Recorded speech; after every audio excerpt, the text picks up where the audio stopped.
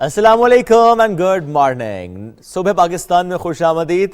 आज ये जवान अकेला है, मेरी को होस्ट छुट्टी पर है। छुट्टी पर नहीं है, बेसिकली हमने किसी काम से उनको भेज दिया है कराची, तो हमें ज्वाइन करेंगे वो कराची से, not today may be tomorrow. तो जिस काम से वो गई हैं वो काम खैरियत से हो। प्रोग्राम का बाकायदा करते हैं आगाज़। मौसम कितना शानदार है, मौसम कितना प्यारा है, मौसम कितना खूबसूरत है।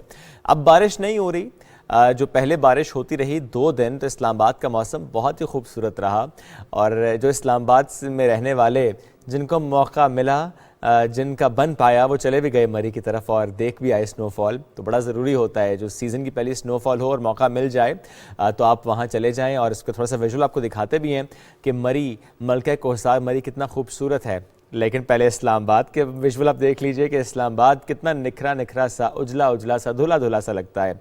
एक जो बारिश हो जाती है तो यहाँ पर जो ग्रीनरी है उसका एक अलग ही हमें नज़ारा दिखाई देता है। और ऐसे में वक्त कम हो तो लोग फिर कोशिश करते दामने खो जाने की, और अगर वक्त थोड़ा ज़्यादा मिल जाए, बच्चे ज़िद कर रहे हों कि बाबा स्नोफॉल देखनी है, तो बाबा बात मान भी जाते हैं और ले जाते हैं उनको मरी। तो कुछ मरी के विजुअल आपको दिखाते हैं। What a spectacular views I must say कि जो वहाँ पर गए, एक तो एक एक्सपेक्ट किया जा रहा था कि बहुत ज़्यादा रश कल होगा, क्योंकि परसों बिकॉज इट वाज संडे बहुत रश था, ट्रैफिक जैम भी था। लेकिन उसके बाद कल जितना एक्सपेक्ट किया जा रहा था उतना मामला ख़राब नहीं था, आसानी से लोग पहुँच पाए, इस मौसम को एंजॉय कर पाए और फिर अब वापस आ चुके बैक टू वर्क। चलें जी, बैक टू वर्क। तो सबसे पहले अब ज़रा बात हम मौसम की बात कर लेते हैं।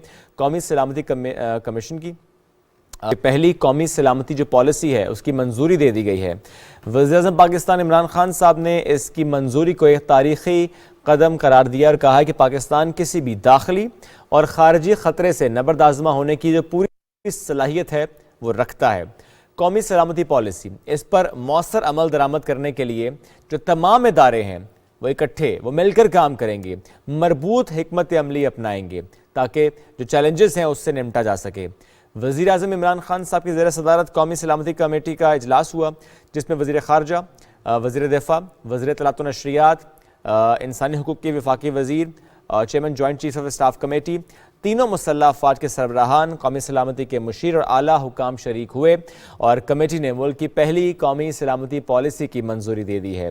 वज़ीर-ए-आज़म इमरान खान साहब ने इस इजलास से खिताब भी किया और कौमी सलामती से मुताल्लिक़ कहा कि ये जो पॉलिसी है इस पर अमल दरामद के लिए जो माहाना रिपोर्ट है वो तलब की जाएगी।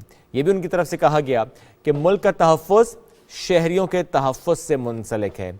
एक सिटीज़न अपने आप को सिक्योर महसूस करे, इन्वायरमेंट सिक्योर हो, उसका महफूज तसव्वुर करे अपने आप को, तो मुआशरा अपने आप को महफूज तसव्वुर करता है, कम्युनिटी अपने आप को महफूज तसव्वुर करती है, रियासत मजबूत तसव्वुर होती है, महफूज तसव्वुर होती है। चलें बढ़ते हैं आगे। इस्लामाबादी की बात, यूँ तो छुट्टियां हैं अभी स्कूलों में, लेकिन चूंकि यहाँ पर तरक्याती काम भी जारी हैं, उसकी वजह से जो ट्रैफिक का निज़ाम है वो जिस तरह हम सुबह के औकात में देखते हैं या जो कंजेशन के औकात होते हैं, यानी स्कूल की छुट्टी का वक्त या जो सुबह जिस वक्त लोग ऑफिस जा रहे होते हैं, बच्चे स्कूल जाते हैं, अभी नहीं भी अगर जा रहे, ज़ाहिर जाना है, और उससे पहले भी जिस तरह हम देखते आए हैं लास्ट वीक, तो जो रश वाले इलाके थे इसको समझा गया है रश कहाँ पर है और क्यों है।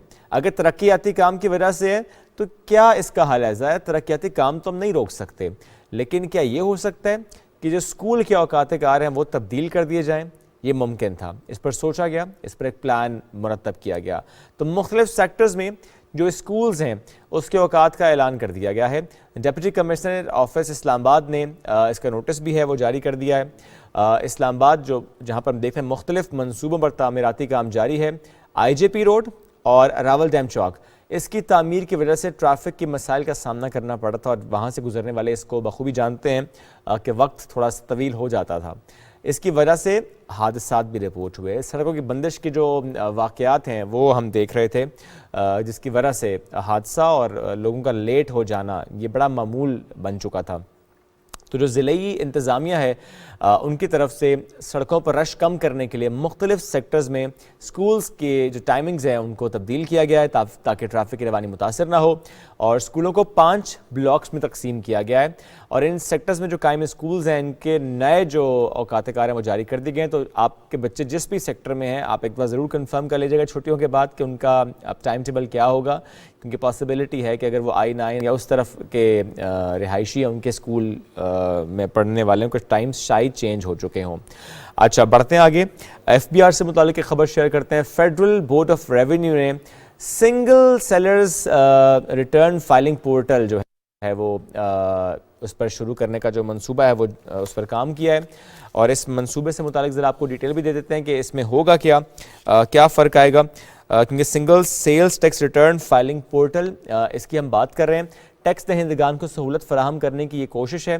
कैसे कारोबार करने वालों को आसानी दी जा रही है, और जो सूबाई हुकाम है उनके साथ भी बातचीत हो रही है, और सूबाई हुकूमतों को जिसको लॉन्च की तैयारी है उससे आगाह कर दिया गया है, और जो स्कीम के स्टेक होल्डर्स हैं ज़ाहिर है उनसे भी इस पर बात की गई है, उनको भी ऑन बोर्ड लिया गया है ताकि सबको बता पाएँ कि ये एग्जैक्टली है क्या चीज़ और इससे क्या फ़र्क आएगा single sales tax return filing portal.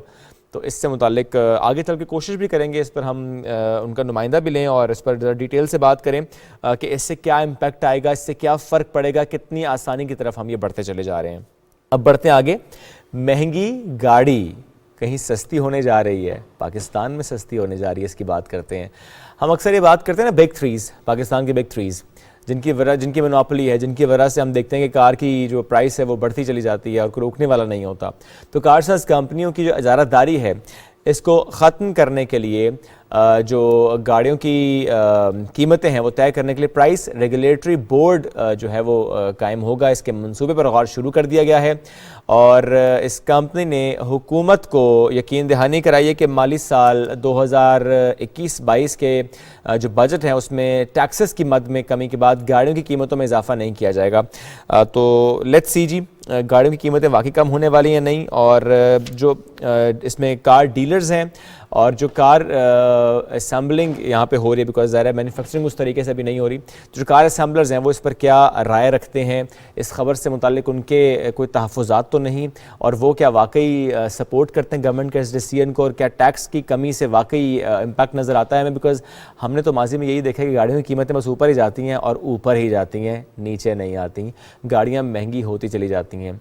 गाड़ी सस्ती हो, एक जो मिडिल क्लास का तबका है उसके लिए भी आसानी हो कि वो भी अपनी गाड़ी ले सके, अगर फैमिली उसकी ऐसी जिसको गाड़ी की रिक्वायरमेंट है। तो ये बड़ा ज़रूरी है कि जो प्राइस रेगुलेटरी बोर्ड है वो काम करे, और जो प्राइस है वो हम देखेंगे कम हो। चलें, इस पर भी आप आगे गेस्ट हमें ज्वाइन करेंगे, उनसे हम इस पर बात भी करेंगे। ज़रा मौसम की बात जो हमने प्रोग्राम के आगाज़ में की, और मौसम के साथ साथ ज़रा इन्वायरमेंट का जिक्र भी करते हैं कि जब इन्वायरमेंट में हम देखते हैं कि वहाँ पे एयर पोल्यूशन भी है, वहाँ पे वेस्ट डिस्पोजल सिस्टम जो है वो भी उस तरह से फ़ाल नहीं है। गो के इस पर काम हो रहा है, बट उस तरीके से हम देखते हैं कि हम वेस्ट को डिस्पोज नहीं कर पा रहे, वो चाहे इंडस्ट्रियल वेस्ट हो, वो चाहे घरों का फजला ही क्यों ना हो, उस पर उस तरीके से हम काम होता देख नहीं रहे, जिसकी वजह से ज़ाहिर है फिर इश्यूज़ क्रिएट होते हैं। वो चाहे फिर वाटर पोल्यूशन ही क्यों ना हो, वो चाहे फिर जो समंदर है उसकी एसिडिफिकेशन ही क्यों ना हो, वो चाहे डिफॉरेस्टेशन ही क्यों ना हो। तो ये सारे मामलात ऐसे हैं कि इस पर बात करना बहुत ज़्यादा ज़रूरी हो जाता है कि आखिर हम कहाँ गलती कर रहे हैं, इतने स्टेप्स लेने के बाद आखिर कहाँ पर हमसे गलती हो रही है। मरियम शबीर साहिबा माहिर माहौलियात हैं, आज हमारे साथ स्टूडियोज़ में मौजूद हैं। उनको वेलकम भी करते हैं, समझने की कोशिश भी उनसे करते हैं कितना कुछ हम कर पाए, क्या कुछ हम कर रहे हैं और क्या कुछ करना अभी बाकी है। मरियम साहिबा गुड मॉर्निंग, कैसी हैं आप? ग्रेट। मरियम साहब प्लीज़ थोड़ा सा शेयर कीजिएगा। सबसे पहले तो हम अगर आज के माहौल की बात करें, या दिसंबर जिस तरह हमने देखा कि कई बार ऐसा हुआ कि Lahore was in the headlines के एयर क्वालिटी इंडेक्स में वो इतना ख़राब था कि सारे शहरों को पीछे छोड़ गया। ये जो एयर क्वालिटी इंडेक्स जिसके ज़ाहिर हम देखते हैं कि मुख्तलिफ स्पॉट्स पर मुख्तलिफ उसकी फिगर्स होते हैं, बट अगर हम ओवरऑल भी इसको देखें तो लाहौर जो है वो आलूदा रहा है, और इस वक्त भी हम देख रहे हैं आलूदगी है, वहाँ पर फ़ज़ाई आलूदगी है, सांस लेना महाल है। अगर कोई इस्लामाबाद का शहरी वहाँ पर जाए, वापस आएगा तो काफिंग के साथ आएगा, उसका गला भी ख़राब होगा, सेहत भी उसकी बिगड़ जाएगी। तो ये जो सबसे पहले एयर क्वालिटी इंडेक्स पर प्लीज़ मुझे बताएं कहाँ पर गलती हो रही है हमसे, चूँकि हम तो इस पर कई सालों से काम भी करते चले जा रहे हैं। जी बहुत शुक्रिया। सबसे पहले तो ज़ाहिर है जो सबसे बड़ी इसकी वजह होती है आपकी एयर क्वालिटी इंडेक्स। अगर मैं नाज़रीन के लिए थोड़ा सा बताती चलूँ कि ये आपके जो हवा में आपके जो जहरीले मादे होते हैं उनको मैयर करते हैं और उसके हिसाब से जो है वो एक इंडेक्स डेवलप किया जाता है जिसमें 0 से 50 जो होता है वो कंसिडर किया जाता है कि आपकी हवा साफ़ है, उसमें आप बगैर परेशान हुए रह सकते हैं। और 50 से ऊपर जितना भी होगा वो फिर हैज़र्डस होगा, अनहेल्दी होगा और बहुत ज़्यादा ख़तरनाक होगा। ये मुख्तलिफ उसके दर्जे होते हैं। तो गलती जो हमसे हुई है, सबसे पहले तो जो बहुत सालों से आप देखें कि लोग देहातों से शहरों की तरफ मूव कर रहे हैं। और मैं इसको ये नहीं कह रही कि लोगों को देहातों से शहरों की तरफ नहीं मूव करना चाहिए। मैं पंजाब के देहात से ज़ाहिर स्कूल वहाँ नहीं थे तो हम भी शहरों की तरफ मूव किए पढ़ाई के लिए। तो वहाँ हुआ ये कि जब शहरों की तरफ हमने मूव करना शुरू किया तो उस वक्त की हुकूमतों ने या जो टाउन प्लानर्स थे या जो प्लानर्स थे उन्होंने अर्बनाइजेशन सही तरह से नहीं किया। अर्बनाइजेशन ये कॉन्सेप्ट होता है जिसमें आप शहरों को डेवलप करने के लिए बाकायदा मनसूबाबंदी होती है, आपकी हाउसिंग उस तरह से होती है, आपकी ट्रैफिक उस तरह से होती है। तो आपकी अर्बनाइजेशन एक लीडिंग फैक्टर है। उसके बाद आबादी का बढ़ना, आबादी ज़्यादा होगी तो उतनी ही कार्स, उतनी ही बाइक्स आपके, इतने ही रक्शास आपके होंगी रोड्स के ऊपर, सड़कों के ऊपर होंगे।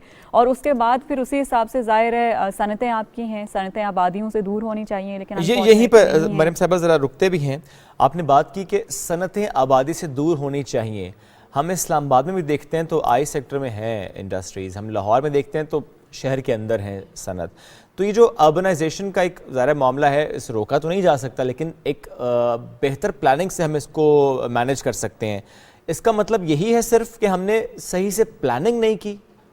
जी बिल्कुल, एक तो सही से प्लानिंग नहीं की है लेकिन अब जितना नुकसान हो चुका है वो तो हो चुका है। मज़ीद जो नई जगहों पर शहर डेवलप कर रहे हैं उनकी प्लानिंग करने की ज़रूरत है। और साथ ही साथ जो बहुत ज़्यादा इंडिविजुअल कार्स आपको नज़र आती हैं, जैसे मैं या आप, हम सब अपने अपने ऑफिस में जा रहे होते हैं तो अकेले अकेले कार पर सफ़र कर रहे होते हैं। तो पब्लिक ट्रांसपोर्टेशन अगर बढ़ाई जाए, जैसे कराची में green line, orange line, Peshawar में, लाहौर में भी ये मेट्रो बस है, इस तरह की अगर अब देखिए इस पर तो काम मरियम साहब हुआ भी, लाइक पेशावर है, मुल्तान है, लाहौर है, इस्लामाबाद है, रावलपिंडी, आप इवन कराची में ग्रीन लाइन है। तो इस पर बड़े शहरों में काम तो हुआ लेकिन जो आपने कहा कि नुकसान जो हो गया वो हो गया, क्या अभी भी ये मुमकिन नहीं है कि जो शहर के अंदर इंडस्ट्रीज हैं उनको वहाँ से मूव किया जाए? क्या ये ऑप्शन नहीं है? देखें ये बहुत ही चैलेंजिंग किस्म का, आप देख लेंगे बड़ा ही मुश्किल किस्म का काम होगा। आप इस बात से अंदाज़ा लगाएं कि सिर्फ प्लास्टिक बैग पर जब पाबंदी लगाने की इस्लामाबाद में सिर्फ बात हो रही थी तो आपकी बाकी प्रोविंसेस से जब स्टेक होल्डर्स को इनवाइट किया गया तो वो बहुत ज़्यादा रिलक्टेंट थे, इंडस्ट्रीज बहुत रिलक्टेंट थी कि वो नहीं ख़त्म करेंगे शॉपर को। सिर्फ एक जो ज़ाहिर है उनका बिजनेस का वो है तो आप उनके बिजनेस सेट हैं, वो सारी चीज़ें सेट हैं, मेरा नहीं ख्याल कि वो इस स्टेट पर करेंगे। कहाँ हो ये है कि जो आपके पाकिस्तान एनवायरमेंटल क्वालिटी स्टैंडर्ड्स हैं उनको इन्फोर्स करवाया जाए, उनकी मॉनिटरिंग रेगुलरली की जाए कि कौन कौन से मिशंस जो है वो एक एक्सीड लेवल से कर रहे हैं और उन पर फिर उस हिसाब से फिर फाइन्स इम्पोज किए जाएं। जहाँ तक पब्लिक ट्रांसपोर्टेशन का अगर मैं ऐड करती चलूँ तो आपने सही फरमाया कि कुछ शहरों में इस पर काम हुआ है लेकिन ये बड़ा कम है। मजीद पब्लिक ट्रांसपोर्टेशन को इस तरह की जैसे मंसूबे इनको बढ़ाने की ज़रूरत है और हर शहर में बढ़ाने की ज़रूरत है ताकि ट्रैफिक कम से कम हो, ताकि वो जो पोल्यूशन लेवल आपका ट्रैफिक की वजह से आता है वो उसको ज़रा मिनिमाइज़ किया। ठीक है, अब ज़रा ये बताइएगा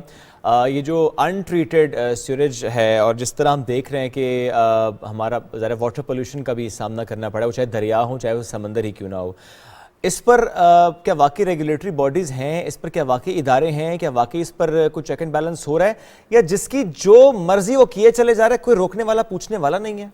जी, जहाँ तक लॉज और पॉलिसीज़ की बात करें तो बहुत सारे लॉज एंड पॉलिसीज़ हमारे इन प्लेस हैं, वाटर रिलेटेड भी हैं। आप पाकिस्तान का एनवायरनमेंट एक्ट देखें आप और पॉलिसी देखिए, उसमें बिल्कुल वाटर का एक स्पेसिफिक पार्ट है। हमारे इदारे हैं जो इसको इम्प्लीमेंट करवाते हैं लेकिन मसला वही आता है कि बहुत सारी पॉलिसीज़ और लॉज बन जाते हैं लेकिन उनकी उस तरह से इम्प्लीमेंटेशन नहीं होती। और यही सूरत हाल आपके वाटर के सेक्टर से भी है। आप देखें कि इंडस्ट्री जो आपकी सनतें हैं वो अनट्रीटेड वेस्ट आपका जो है फैसलाबाद के इलाके में खासतौर पर देखें तो खेतों में बिल्कुल वो टेनरीज और वो सारा पानी जो है वो छोड़ देते हैं जिसकी वजह से आपकी फसलें तबाह होती हैं, आपकी जो फर्टिलिटी है सॉइल की वो ख़राब होती है जिसकी वजह से आपकी मज़ीद फसलें ख़राब होती हैं। इसी तरह के लाहौर के काला शागाको के एरिया में देखें तो वो अनट्रीटेड वेस्ट सारे का सारा जो है वो करते हैं। फिर इंडस रिवर में अनट्रीटेड वेस्ट सारे का सारा जाता है, जिसकी वजह से आप देखेंगे वाटर क्वालिटी बहुत ज़्यादा डिटीरियरेट हो रही है। कराची में देखें तो आप ना सिर्फ इंडस्ट्री का वेस्ट उसमें होता है बल्कि डोमेस्टिक वेस्ट भी आप और हॉस्पिटल वेस्ट भी सारे का सारा डंप करने की कोशिश करते हैं, और फिर जब उसका सी लेवल बढ़ता है या मजीद पानी उसमें आता है तो वो दरिया आपका ही कूड़ा आपके मुंह पे मारता है किनारों पे फेंक के कि भाई मेरे में अंदर इतनी कैपेसिटी नहीं है कि और करें। तो लॉज इन प्लेस हैं, उनकी इम्प्लीमेंटेशन करवाने की बहुत ज़्यादा ज़रूरत है। और एक अगर मैं स्पेसिफिकली जल्दी से बात मेंशन करना चाहूँ कि जो प्रोविंसेस हैं 18th अमेंडमेंट के बाद एनवायरनमेंट जो है वो प्रोविंशियल सब्जेक्ट है, तो प्रोविंसेस को अपना बहुत ही इफेक्टिव रोल प्ले करने की ज़रूरत है इस मद में, ताकि वो हर जो भी सेक्टर है एनवायरनमेंट रिलेटेड उस रिलेटेड पॉलिसीज़ जो रह गई हैं प्रोविंशियल लेवल पर उसको डेवलप करें और इम्प्लीमेंटेशन को यकीनी बनाएं। ठीक है, अच्छा लास्टली मुझे ये प्लीज़ बताइएगा, डिफॉरेस्टेशन और afforestation, where are we standing? Because तारीफ तो बहुत होती है बिलियन ट्री सुनामी प्रोजेक्ट की, लेकिन क्या वाकई जिस तरीके से हम दरख्त उगा रहे हैं उससे बहुत कम है अब दरख्तों की कटाई? जी, आपको रिसर्च तो ये बताती है कि बेशक हम 10 बिलियन ट्री सुनामी बड़ा अच्छा प्रोजेक्ट है जिसकी पूरी दुनिया में पसीराई होती है और उसके इम्पैक्ट जो है वो इंशाल्लाह आने वाले सालों में आएंगे अगर इनको काट ना दिया गया। तो आपकी एफॉरेस्टेशन एक तरफ तो हो रही है, आपके दरख्त लग रहे हैं, लेकिन दूसरी तरफ रिसर्च आपको ये बताती है कि पाकिस्तान का डिफॉरेस्टेशन रेट यानी कि दरख्तों की कटाई का रेट जो है वो पूरे साउथ एशिया में सबसे ज़्यादा है। Still at this point? जी बिल्कुल, और मेरा ख्याल है कि इसमें बड़ा ही चैलेंजिंग होता है ख़ासतौर पर टिम्बर माफिया का, और सेकेंडली आपके जो कम्युनिटीज़ हैं जो कि डिपेंडेंट हैं आपकी लकड़ी जला के जो है वो खाने पकाने पे, मेरा ख्याल है कि उनको अगर ऑल्टरनेट दिया जाए तो वो फिर इस तरफ ना करें, उनकी भी मजबूरी है। मैं ये नहीं कहती कि उनको हमें फ़ाइन करना चाहिए, मैं बिल्कुल भी इस फेवर में नहीं हूँ, लेकिन अगर डिफॉरेस्टेशन रेट को थोड़ा मिनिमाइज़ किया जाए और जो 10 मिलियन ट्री सुनामी का प्रोजेक्ट इंशाल्लाह कंप्लीट हो जाता है तो उसके बहुत ही पॉजिटिव समरात होंगे। क्या ऐसी कोई स्टडी है हमारे पास जिस पे हम ये कह सकें कि अच्छा आप एक दिन में, एक हफ्ते में या एक महीने में कितने पौधे हम लगा रहे हैं और कितने पौधे लोग काट रहे हैं इन पाकिस्तान? जी, पर डे के हिसाब से तो इस तरह का फिगर सामने नहीं है, लेकिन मैं आपको ओवरऑल 10 मिलियन ट्री सुनामी का बता सकती हूँ कि इसमें मोर देन 1 बिलियन जो है वो अक्रॉस पाकिस्तान प्लांट किया जा चुका है ये पाकिस्तान तहरीक इंसाफ की गवर्नमेंट ने। और इनकी जब पिछला टेन्योर था आपके KP में तो वहाँ पे भी उन्होंने 1 बिलियन ट्री सुनामी जो है वो प्लांट किया था या रीजनरेट करवाया था। एक प्रोसेस वो भी होता है रीजनरेशन जिसमें आपकी वेजिटेशन कवर की होती है। तो पॉजिटिव तो काफ़ी चीज़ें हैं, लेकिन सिर्फ एक ये बड़ा इंपॉर्टेंट बात करना कि सिर्फ एक दरख्त लगाने की वजह से आपके माहौल पर सिर्फ पॉजिटिव चीज़ें नहीं हो सकती हैं, आपको बाकी फैक्टर्स को भी मद्देनज़र रखना होगा, जिसमें जैसे कि ट्रैफिक का मैंने मेंशन किया, इसी तरह सनतों का मैंने मेंशन किया, जो आपके बहुत ज़्यादा कंट्रीब्यूटिंग फैक्टर्स हैं। अगर उनको भी हम एड्रेस करें उनके इश्यूज़ को भी, तो तभी ओवरऑल एक पॉजिटिव इम्पैक्ट आएगा। लेकिन मेरा ख्याल है कि इस गवर्नमेंट को ये क्रेडिट जाता है कि इन्होंने एनवायरनमेंट रिलेटेड काफ़ी ज़्यादा इनिशिएटिव्स लिए हैं और इसी वजह से पूरी दुनिया में सराहा भी जाता है। Great, thank you so much. Mariyam Shabbir साहबा साथ मौजूद थी आप और गुफ्तगू कर रहे हैं क्या काम हम कर चुके और क्या काम अभी करने बाकी हैं, इस पर हम गुफ्तगू कर रहे थे। तो ज़ाहिर है एट द एंड हम ये ज़रूर कहते हैं कि जहाँ काम हुकूमत का है, जहाँ काम इदारों का है, वहाँ एक रिस्पॉन्सिबल शहरी होने का सबूत भी हमें देना है कि जो हमारी जिम्मेदारी हम वो अदा करें, इस इन्वायरमेंट को पोल्यूट ना करें। बढ़ते आगे, एक अच्छी खबर हमारे पास है अमरीकी शहर न्यूयॉर्क से, जहाँ पुलिस की तारीख में पहली बार ये हुआ है कि पाकिस्तान निजात अमरीकी ऑफिसर को डिप्टी इंस्पेक्टर के ओहदे पर तरक्की दी गई है। ताल्लुक़ है जनाब इनका फैसलाबाद से, अदील राना इनका नाम है। न्यूयॉर्क पुलिस ने आला कारकर्दगी का मुजाहरा करने पर कैप्टन के ओहदे पर तरक्की देकर डिप्टी इंस्पेक्टर तैनात कर दिया है। पिछले कई सालों से अमेरिका में मुकीम है और इससे कबल न्यूयॉर्क पुलिस डिपार्टमेंट में कैप्टन के ओहदे पर तरक्की ने दी गई थी और पहले अमरीकी मुसलमान कमांडिंग ऑफिसर बने थे। अमरीका में पाकिस्तानी सफारत खाने ने भी अदील राना को डिप्टी इंस्पेक्टर न्यूयॉर्क पुलिस मुकर्रर होने पर मुबारकबाद पेश की है। हम भी कंग्रेचुलेट करते हैं। वी ट्राइड कि हम इनको ले पाएँ, लेकिन समहाउ हमारा राब्ता अभी तक इनसे नहीं हुआ। वी आर ट्राइंग कि हम इनको इंशाल्लाह सुबह पाकिस्तान का मेहमान भी बनाएं और इनसे हम इस पर गुफ्तगू करें। चलें बढ़ते हैं आगे। मैंने कुछ देर पहले खबर आपके सामने रखी थी गाड़ियों की कीमतों से मुतालिक, उसकी से फिर से बात कर लेते हैं कि कारसाज कंपनियों की जो इजारादारी है वो ख़त्म करने के लिए, गाड़ियों की कीमतें तय करने के लिए प्राइस रेगुलेटरी बोर्ड के क़याम के जो मनसूबा है इस पर गौर शुरू कर दिया गया है। और कंपनीज़ ने हुकूमत को यकीन दहानी कराई थी कि माली साल 2021-22 के बजट में टैक्सेस में कमी के बाद गाड़ियों की कीमतों में इजाफा नहीं किया जाएगा, लेकिन उसके बरक्स हमने देखा कि कीमतों में इजाफा हुआ, गाड़ियों की कीमतों में खासा इजाफा देखा गया। इसके बाद हुकूमत अब गाड़ियों की कीमतें मुकर्रर करने पर गौर कर रही है। क्या वाकई गवर्नमेंट ये कर सकती है? क्या इसका कोई रिएक्शन तो नहीं फेस करना पड़ेगा? गाड़ियों की बढ़ती हुई कीमतों और सारिफीन से ओन की रकम की वसूली पर हुकूमत को भी तहफ़्फ़ुज़ात हैं, ज़ाहिर है शहरियों को भी तहफ़्फ़ुज़ात होते हैं। रवां बरस जुलाई में वफाकी वज़ीर बराए सनअत मखदूम खुसरो बख्तियार साहब ने ऑटोमोबाइल पर टैक्स और ड्यूटी में कमी के बाद गाड़ियों की कीमतों में कमी का ऐलान किया था और हुकूमत ने जो छोटी गाड़ियाँ हैं इन पर फेडरल एक्साइज ड्यूटी और जो इजाफी कस्टम ड्यूटी है वो ख़त्म कर दी थी। अब ये तजवीज़ ज़ेर गौर है कि जो गाड़ियाँ हैं ऐसी कीमतों में नज़रसानी के फैसले के लिए वज़ारत सनअत, EDP और ऑटो इंडस्ट्री के जो नुमाइंदे हैं इन पर मुश्तमिल प्राइस रेगुलेटरी बोर्ड का क़याम जो है वो अमल में लाया जा सके। तो इस अहम खबर से मुतालिक आज हम बात करेंगे, डिस्कस करेंगे कि क्या वाकई ये जो गाड़ियों की जो कीमतें हैं ये कम हो सकती हैं। एक आम शहरी का ये ख्वाब देखना शुरू कर दे कि हुकूमत उसके बारे में इस तरीके से सोच रही है कि जो माजी में नहीं हुआ, जो माजी में नहीं सोचा गया कि गाड़ियों की कीमतें बढ़ती चली गईं, एक आम शहरी की दस्तरस से दूर होती चली गई। लेकिन क्या वाकई अब आसानी आएगी, सहूलत आएगी, गाड़ी लेना आसान होगा? क्या वाकई हुकूमत ने फैसला कर लिया है कि जो बिग 3 की ज़ारादारी है ख़त्म होगी? क्या हुकूमत ने फैसला कर लिया है कि गाड़ियाँ जो बन रही हैं, जो गाड़ियाँ मिलनी चाहिए, उसकी प्राइस उस तरीके से नहीं बढ़नी चाहिए जैसे माजी में बढ़ती गई है? एक निजी अदालत से ताल्लुक़ है, फ़हद साहब ने आज हमें ज्वाइन किया, CEO हैं। फ़हद साहब गुड मॉर्निंग कहेंगे आपको। फ़हद बिन सईद साहब, सबसे पहले प्लीज़ इस खबर से मुतालिक मुझे बताइएगा कि आपकी इनपुट क्या है, आपकी इंसाइट्स क्या हैं? जो गवर्नमेंट ने कहा कि अच्छा हम अब सोचते हैं कि रेगुलेट किया जाए प्राइसेस को, व्हाट डू यू थिंक, क्या ये एक आसान तरीका होगा?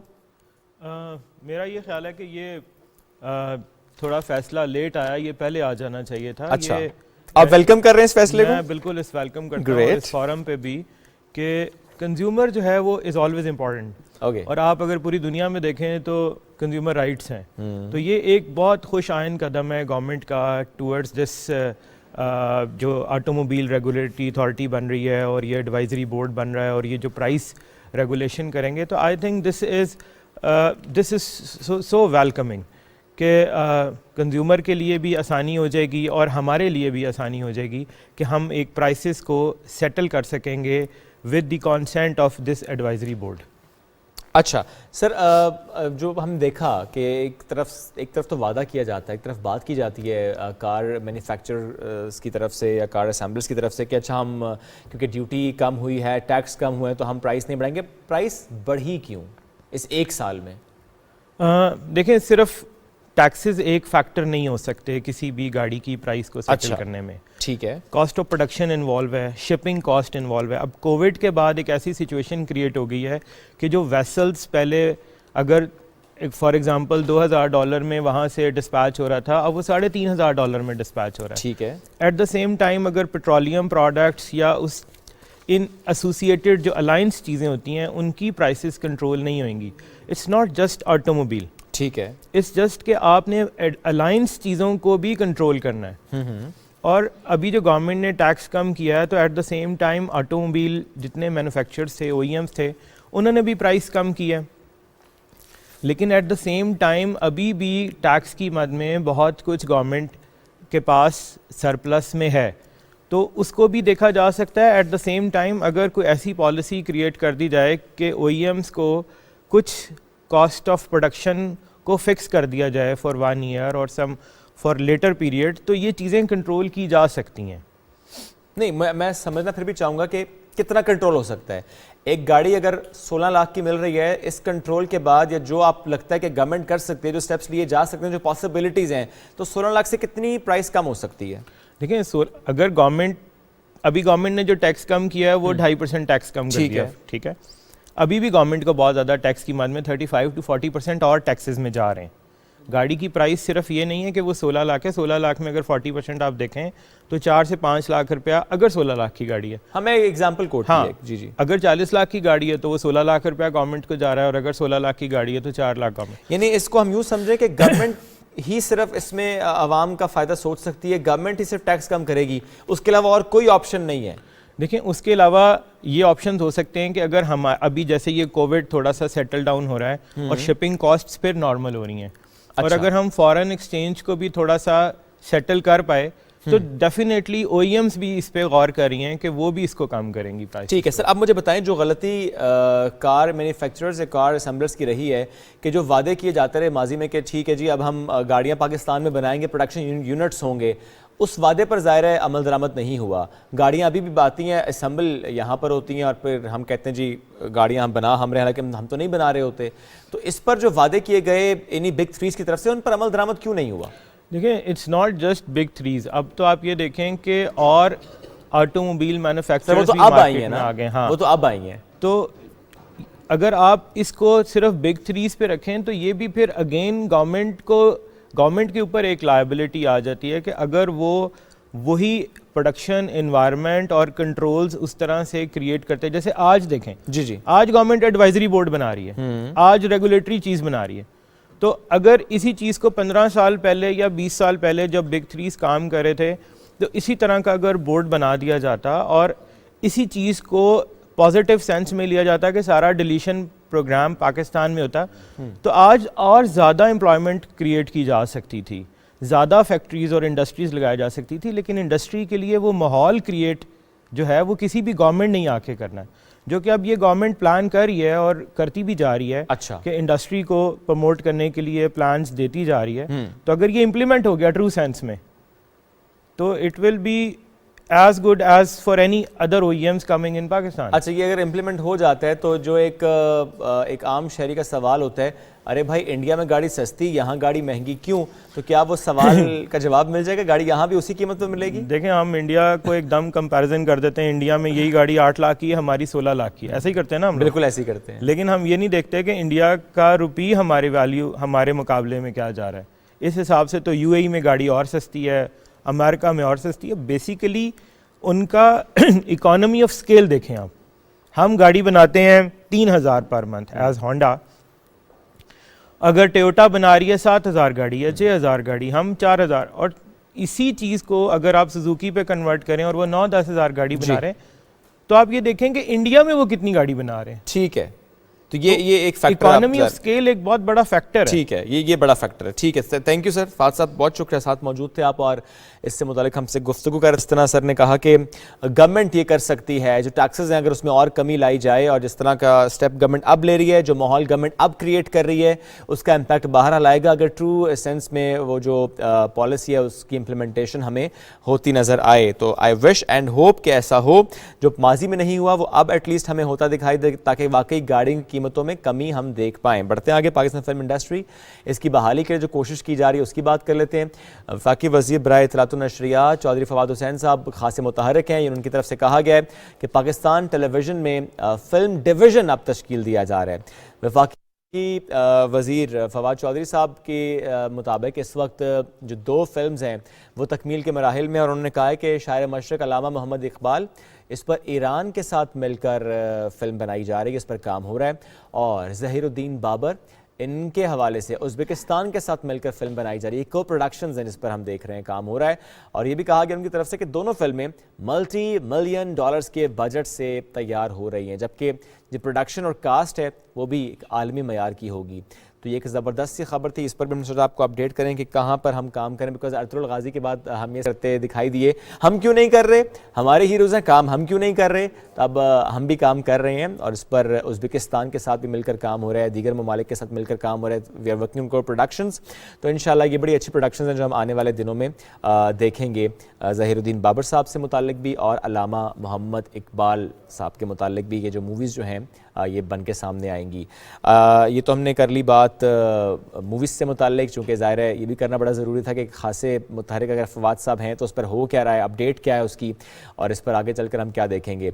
और इसके अलावा चूँकि दीगर ख़बरें भी हैं, इससे पहले कि अगले मेहमान की तरफ मैं बढ़ जाऊँ, तो एक ख़बर हमारे पास और भी है, और वो ख़बर है हमारे पास जनाब वफाकी दारुल हुकूमत इस्लामाबाद से, जहाँ पर हम देख रहे हैं कि मौसम सर्द तो है, जब हमने डिस्कस भी किया, और इस पर आप देख रहे हैं गर्द आलूद जो हवाएं या गर्द आलूद जो फ़ज़ा होती है उसका ख़ात्मा हो चुका है, और अब तिबी माहिरीन भी ये कह रहे हैं कि जो खुश्क सर्दी के बायस बीमारियाँ फैल रही थी उसमें खासी अब कमी वाक़या हो जाएगी, खू बंद हो जाएगी, तबीयत में बेहतरी आएगी। और लाहौर वहाँ पे भी हम देखते हैं कि अगर मौसम खुशगवार हो जाए, यानी स्मॉग की लपेट में है, शहरों को परेशान कर रखा है, तो वहाँ पर भी अगर बारिश हो जाएगी तो चीज़ें बेहतर होंगी। बट स्टिल चूँकि मौसम इस्लामाबाद का खुशगवार, इस पर हमने अभी अपडेट भी आपको दी और इससे पहले हमने मौसम से मुतालिक बात भी की, इन्वायरमेंट से मुतालिक बात भी की। अब एक खबर है क्रिकेट शायकीन के लिए। ऑस्ट्रेलियाई क्रिकेट टीम आइंदा साल मार्च पाकिस्तान के लिए पुरज़्म है। क्रिकेट ऑस्ट्रेलिया इनके चीफ एग्जीक्यूटिव की तरफ से ये कहा गया कि कोविड-19 की जो नई ओमिक्रॉन है, ये जो वेरिएंट है, इसके खदशात के बावजूद सीरीज़ मनसूख नहीं की जाएगी। और क्रिकेट ऑस्ट्रेलिया के चीफ एग्जीक्यूटिव ने यह भी कहा है कि पाकिस्तान क्रिकेट बोर्ड के साथ राब्ते में है। ऑस्ट्रेलियन टीम का मार्च 2022 में जो दौरा पाकिस्तान है वो बिल्कुल तय है, शेड्यूल है। 3 टेस्ट मैचेस होंगे, 3 वनडे होंगे, 1 T20 होगा। ऑस्ट्रेलिया का 1998 के बाद ये पाकिस्तान का पहला दौरा होगा, एक तवील अरसे के बाद ये दौरा होगा। कौमी क्रिकेट टीम के नौजवान फास्ट बॉलर शाहनवाज धानी, इनकी ख़बर भी हमारे पास है। नाक की सर्जरी इनकी हुई है और उस मसले की वजह से उन्हें, नाक के हड्डी की मसले की वजह से उन्हें सांस लेने में दुश्वारी का सामना करना पड़ता था। तो कराची के एक प्राइवेट हॉस्पिटल है और यहाँ पर शाहनवाज धानी की जो है वो सर्जरी की गई है। डॉक्टर्स ने उनकी नाक की हड्डी ठीक कर दी है। डॉक्टर्स के मुताबिक शाहनवाज धानी पाकिस्तान सुपर लीग के मैचेस में हिस्सा ले सकेंगे। लड़काना से इनका ताल्लुक है, नौजवान फास्ट बॉलर है। नाक की तकलीफ थी, इनको मुतासिर थे, उसके बाद डॉक्टर्स ने नाक की सर्जरी का फैसला किया और अब उनके हवाले से हमने आपको ये खबर दी। छोटी सी ब्रेक लेते हैं, जब ब्रेक से वापस आएंगे तो एक ज़बरदस्त सी राइटर हमारी मेहमान है, उनसे गुफ्तगू करेंगे, उनकी किताबों से मुतालिक जानेंगे, उनकी जर्नी से मुतालिक आपके सामने गुफ्तगू करेंगे। Stay with us.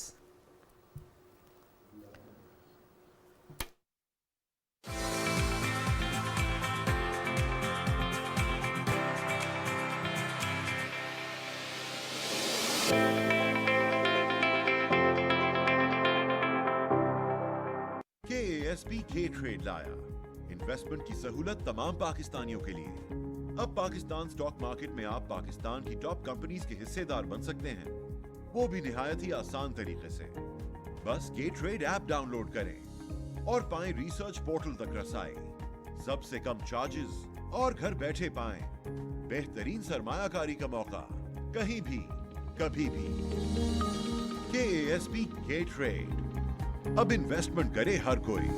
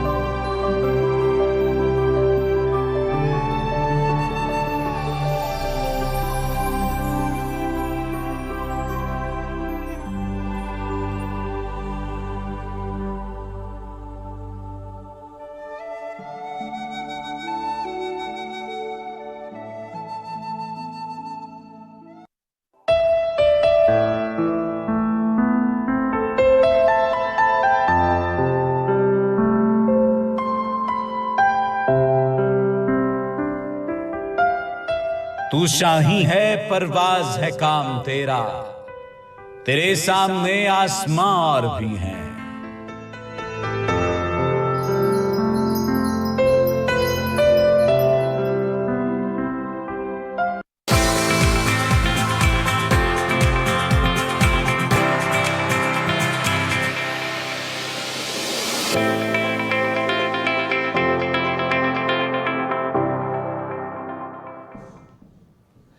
Welcome back after the break. और ब्रेक के बाद हमारे साथ मौजूद हैं आयशा रफ़ीक। टेक्सला से इनका ताल्लुक़ है, मुसन्निफ़ा भी हैं, शायरा भी हैं, अदब से भी लगाव है और इसके अलावा सोशल वर्क भी करती हैं। 3 किताबें तहरीर कर चुकी हैं और इसके साथ साथ एजुकेशन पर ख़ासा ही काम कर रही हैं। यानी मैं समझ सकता हूँ कि ख़ातून या एक लड़की जब एजुकेशन पर बात करिए तो ज़रूर उसका फोकस होगा कि आउट ऑफ स्कूल चिल्ड्रन, उसमें भी बिलखुसूस हमारी बच्चियाँ, अगर वो स्कूल नहीं जा रही तो उसके लिए क्या काम करना ज़रूरी है। रिस्पॉन्सिबिलिटी हम सब की है। आयशा को हम गुड मॉर्निंग भी कहते हैं, वेलकम भी करते हैं। अस्सलाम वालेकुम, कैसी हैं आप? वालेकुम अस्सलाम, अल्हम्दुलिल्लाह ठीक। आप कैसे हैं? अल्हम्दुलिल्लाह बिल्कुल ठीक ठाक। आपकी बस फैन हूँ। अरे Ayesha, thank you very much, thank you. अच्छा लगा आपसे मिलके। Thank you Ayesha, same here, मुझे भी अच्छा लगा उससे मिलकर। जो ज़ाहिर है एजुकेशन पर बात भी करें, काम भी करें। आयशा, आप 24 इयर्स ओल्ड हैं। देखिए वैसे लड़की से मुतालिक उम्र नहीं बताई जाती, लेकिन हम तो चले बता देते हैं कि आप अभी माशाल्लाह किताबें भी तहरीर कर चुकी हैं। किस किस मौजू पर किताब लिखी, कब से लिखी और क्या शौक बचपन से ही है कि अच्छा किताबें लिखनी है? मैंने प्रॉपर जो शुरुआत की थी मैंने 2nd ईयर से की थी। अच्छा। और मैं इंस्पायर हुई थी, एक टर्किश ड्रामा था फातिमा गुल, उसमें ये बताया गया था कि लाइक बुराई इसलिए नहीं जीतती कि हम उस पर खामोश होते हैं, बल्कि हम उस पर सरेंडर कर जाते हैं। बुराई ताकतवर नहीं होती कि वो जीत जाती है।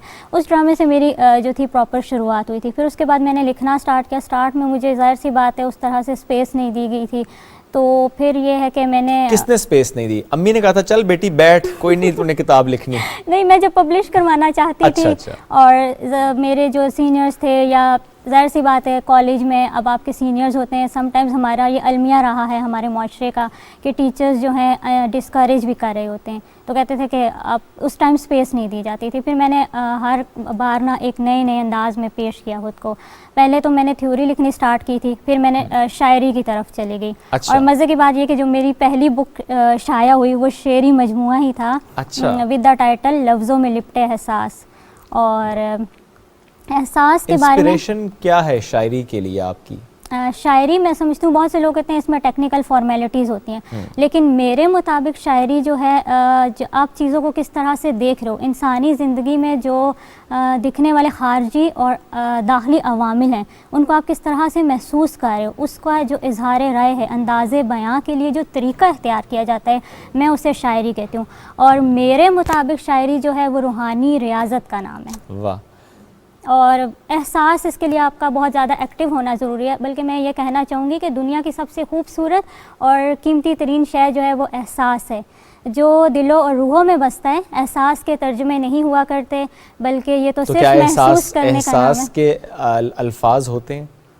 एहसास के लफ्ज़ों में लिपटे एहसास। एहसास एक्टिव होगा तो आप लिख पाएंगे, वरना आपके अल्फाज जस्ट एक फॉर्मेलिटी है। और यही वजह है कि हमारे वज़ीर आज़म साहब ने भी एहसास प्रोग्राम स्टार्ट किया हुआ है हमारे मुल्क में। बेशक बेशक। और जिस इंसान में एहसास नहीं, वो इंसान ही नहीं है। क्या बात है, बहुत खूबसूरत बात है। उसमें इंसानियत का पास नहीं है। एहसास तो बुनियादी समझ लें कि एक रिक्वायरमेंट है। बिल्कुल। एहसास तो होना चाहिए। ये है कि आप अल्फाज पढ़ते हैं, मैं एहसास बखेरती हूँ। एंड सेकंड मेरी जो हो सकता है कि हमारे भी अल्फाज नहीं एहसास होते हैं। फिर आपको दिल की आंख से देखना पड़ेगा। सेकंड बुक पे बात करते हैं। सेकंड बुक इज़ मोहब्बत ज़ात पात में गुम। ये एक सोशल इशू पर लिखी गई है, which is inter caste marriages. और जो हमारे मुल्क में, हमारे माशरे में तासुब फैला हुआ है, उस पर इस बुक में आवाज़ उठाई गई है। यानी कि हमारी नौजवान नस्ल, हमारे माशरे में हम लोग बेराह रवी की तरफ जा रहे हैं। लाइक आप कह सकते हैं कि हम बेनाम रिश्ते रखने की इजाज़त दे देते हैं, हम बेनाम दोस्ती मोहब्बत सब कुछ करने की इजाज़त दे देते हैं, लेकिन जब निकाह की बारी आती है तो बहुत सी कास्ट ऐसे हैं जो कि ये बड़ा दुरुस्त आपने कहा कि निकाह को मुश्किल बना देते हैं, मुश्किल बना दिया गया। और पाकिस्तान में लेट मैरिजेस की जो सेकंड रीज़न है बड़ी, वो intercaste marriage. What is the first reason? जहेज। बिल्कुल। पहली वजह जहेज और दूसरी वजह इंटरकास्ट मैरिजेस। अगर ये ज़ात पात का मसला हल हो जाए तो जो तकरीबन डेली 1000 से ज़ायद रिश्ते रद्द कर दिए जाते हैं, वो प्रॉब्लम सॉल्व हो जाए। और इसके अलावा ये है कि इस बुक में मैं यानी कि तासुब को ख़त्म करना चाहती हूँ। अब उस तासुब में ये भी है कि हमारे अंदर लिसानियत, सूबाई तासुबात, कौमियत परस्ती ये बहुत ज़्यादा है। लाइक हमारा एजेंडा जो है वो पाकिस्तानियत होना चाहिए। हमें सूबाई सोच को छोड़कर अपने आप को कौमी धारे में शामिल करना होगा। हम अभी तक उसी स्टिग्मा में, उसी एक दायरे में फंसे हुए हैं। पंजाबी, बलोची, सिंधी, पठान, बट, जट, तनोली, राजपूत। मैं ये नहीं कहती कि मैं आयशा तनोली हूँ, मैं कहती हूँ मैं आयशा पाकिस्तानी हूँ। वाह, क्योंकि सबसे पहले तो पाकिस्तानी है। बिल्कुल ऐसे ही ये है, पहचान है हमारी, कास्ट तो बाद की है जी। अच्छा, तीसरी किताब किस हवाले से? तीसरी किताब है रिश्तों के 40 उसूल। उसमें यानी कि हम लोग पढ़े लिखे हैं। लाइक हमसे पहले जो लोग थे, हमारे सीनियर्स या हमारे बड़े, वो इतने ज़्यादा पढ़े लिखे नहीं थे, लेकिन उनमें एक चीज़ थी, उनमें वैल्यूज़ थी। हम में वैल्यूज़ ख़त्म होती जा रही हैं। हमारी नस्ल इखलाकी दिवालिया का शिकार हो गई है। हमें अपनी इखलाकियात पर और रूहानियत पर काम करने की ज़रूरत है। लाइक वैल्यूज़ क्या हैं? मोहब्बत, इखलास, मरवत, एहसास, इज़्ज़त, एहतराम, वफ़ा, खुलूस, ये सब कुछ है। हम लोग ना जस्ट एक रोबोट की तरह ज़िंदगी गुजारें। हमारा जो इनर एक सेंस है ना, वो कहीं ना कहीं फरसूदा होकर रह गए, ख़त्म होकर रह गए। तो इसमें ना इंसानी रिश्तों को बखूबी किस तरह से निभाया जा सकता है, उसकी चंद एक सीधा टिप्स दी गई हैं। और मैं चाहूँगा अगर 4-5 टिप्स आप दे दें यहाँ पर भी। टिप फर्स्ट मैं कहना चाहूँगी, एक 2 तरह के रिश्ते होते हैं। एक हमारे कुदरती और फितरी रिश्ते, जैसे कि माँ बाप, बहन भाई। सेकंड हमारे खुद साख्ता मन चाहे रिश्ते। मैं चाहूँगा जो नेचुरल रिलेशंस है ना, जो फितरी हमारे रिलेशंस हैं, माँ बाप, बहन भाई, जो हमारे ब्लड रिलेशंस हैं, चूँकि ज़्यादा मसाइल इसी में हम देखते हैं। कोई भी ये नहीं चाहता दिल से कि किसी का दिल दुखाए, कोई भी ये नहीं चाहता कि किसी के साथ ताल्लुक़ उसका ख़राब हो, लेकिन वो सर्कमस्टांसेस ऐसे हो जाते हैं कि ताल्लुक़ थोड़ा सा बिगड़ जाता है। थोड़े टिप्स दीजिए कि ज़ाहिर है इसमें ये भी नहीं होता कि आप ब्लेम गेम करें कि गलती किसकी, कोताही किसकी, क्योंकि ज़ाहिर है ना वो चाहेगा ना आप चाहेंगे कि रिश्ते में दरार आए, लेकिन आ जाती है। बिल्कुल ऐसे ही है। कैसे उस दरार को ख़त्म किया जाए, कैसे उससे बचा जाए? अगर हम नेचुरल रिलेशंस की बात करें, लाइक अपने पेरेंट्स के साथ रिलेशनशिप की, तो सबसे पहले तो मैं एक शेर कहना चाहूँगी कि दिलों में इनके कभी धोखा नहीं होता। एक रिश्ता वालिदैन है जो कभी खोटा नहीं होता। और ये अगर इस तरह की सिचुएशन, ये डिपेंड करते हैं कि सिचुएशन किस तरह की है। और सिचुएशन ये है कि देखें, इसकी रीज़न जो सबसे बड़ी है ना, वो जनरेशन गैप है। बेसिक दरारें इसी वजह से आती हैं। लाइक हम अपने पेरेंट्स को, जो आजकल के दौर के तकाज़े, हर दौर के असर हाज़र के तकाज़े पिछले दौर से मुख्तलिफ थे, तो इसमें जनरेशन गैप आ जाते हैं। अब बाज़ औक़ात ऐसे होता है कि वालिदैन अपना जो नुक्ता नज़र है वो औलाद को समझा नहीं पा रहे होते, और औलाद अपना जो नुक्ता नज़र है या जो उसका ज़ाविया निगाह है वो अपने वालिदैन को नहीं समझा पा रही होती। तो इस जनरेशन गैप की वजह से ना कहीं उनके दरमियान एक चैप क्लश आ जाती है, और जो कि एक इख्तलाफ की शक्ल हालांकि दोनों अपनी जगह पर दुरुस्त होते हैं। तो इसको किस तरह से हल किया जा सकता है? इसको हल किया जा सकता है मतवाज़न, और मैं समझूंगा इसको हल किया जा सकता है झुकने से। लेकिन आप ना एतदाल, आप कन्विंस करें, आप अपने वालिदैन के ख़िलाफ़, अपने रिश्तों के ख़िलाफ़ खड़े ना हो, उठ खड़े ना हो, बल्कि आप उनको लम्हा बलम्हा उनको कन्विंस करें। कन्विंस करें, ये भी अच्छी बात है। आप ही कन्विंस करें, अदरवाइज झुक जाएं क्योंकि झुकने से कई रिश्ते बच जाते हैं। बिल्कुल। वो मैं यहाँ पे एक पॉइंट कहना चाहूँगी कि रिश्तों, ज़िद और अना की जंग कभी भी नहीं जीती जाती, और ज़िद और अना जीत जाती हैं, रिश्ते हार जाते हैं। तो रिश्तों की बका के लिए अना का फना होना बहुत ज़रूरी है। बहुत प्यारी बात है ये, और वाकई बड़ा दुरुस्त आपने कहा। रिश्ता बचाने के लिए अना की कुर्बानी बड़ी ज़रूरी है। थैंक यू वेरी मच, बड़ा अच्छा लगा आपसे मुलाकात करके। वैसे बस अगर लास्टली मुझे ये बताएं, करना क्या चाह रही हैं फ्यूचर में इन किताबों के बाद, और ज़रा शायरी भी आप कर रही हैं? Basically, I am very artistic nature. I want to become an artist who can play each and every role, each and every character for our society. Okay. Education पे भी करना चाह रही हूँ। लाइक मैं ये कहना चाहूँगी कि मकसद चाहे जो भी हो, उसमें अल्लाह ताला की बढ़ाई, मुल्क व कौम की भलाई और हक़ की तलाश मद्देनज़र रखो, और आपको अगर आप हक़ पे हो तो अल्लाह ताला रास्ते और वसीले बना देते हैं। बेशक ऐसी और मैं है। खुद को ब्रॉडकास्ट जर्नलिस्ट के तौर पे देखना चाहती हूँ। इंशाल्लाह, इट्स माय ड्रीम। चलें, अल्लाह करे आपका ये ख्वाब पूरा हो, क्योंकि अल्लाह बेहतर जानता है कि आपको किस मकाम पे वो देखना चाहता है। Thank you very much Ayesha, it was pleasure having you. और बहुत शुक्रिया स्टेट टेलीविज़न का सुबह पाकिस्तान की पूरी टीम का कि उन्होंने मुझे स्टेट टेलीविज़न पे आज बात करने का मौका नहीं, दिया। ये आप हमारा सरमाया है। जो गुफ्तगू आपने की, जो काम आपका था, वो नाजरीन के सामने रखना बहुत ज़रूरी था। इंस्पिरेशन ना जाने किस किस की बन जाएं आप। एक ब्रेक लेंगे, वापस आएंगे, साथ रहिए।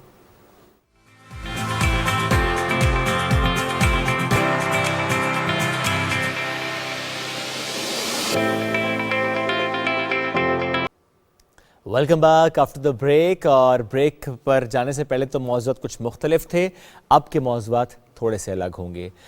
अपॉर्चुनिटी क्रिएट करनी पड़ती है, अपने अंदर तलाश करनी पड़ती है, अपना इंटरेस्ट या तो डेवलप करना पड़ता है या जानना ज़रूरी हो जाता है कि आपका इंटरेस्ट किस में है। पैसा कमाना ज़रूरी है, लेकिन पैसा कमाने का जो तरीका है, अगर उसकी मुताबिकत आपके एप्टीट्यूड से हो जाए तो वारे न्यारे हो जाते हैं। आज हम बात करेंगे हॉस्पिटैलिटी इंडस्ट्री से मुताल्लिक। पाकिस्तान में हॉस्पिटैलिटी इंडस्ट्री कहाँ खड़ी है और कितने कोर्सेज अवेलेबल हैं, क्या प्रॉपर तालीम दी जा रही है, क्या ऑन जॉब ट्रेनिंग ही है, इससे मुताल्लिक आज हम गुफ्तगू करेंगे। और हमारे साथ जो शख्सियत मौजूद हैं वो 40 साल से इस इंडस्ट्री से वाबस्ता हैं।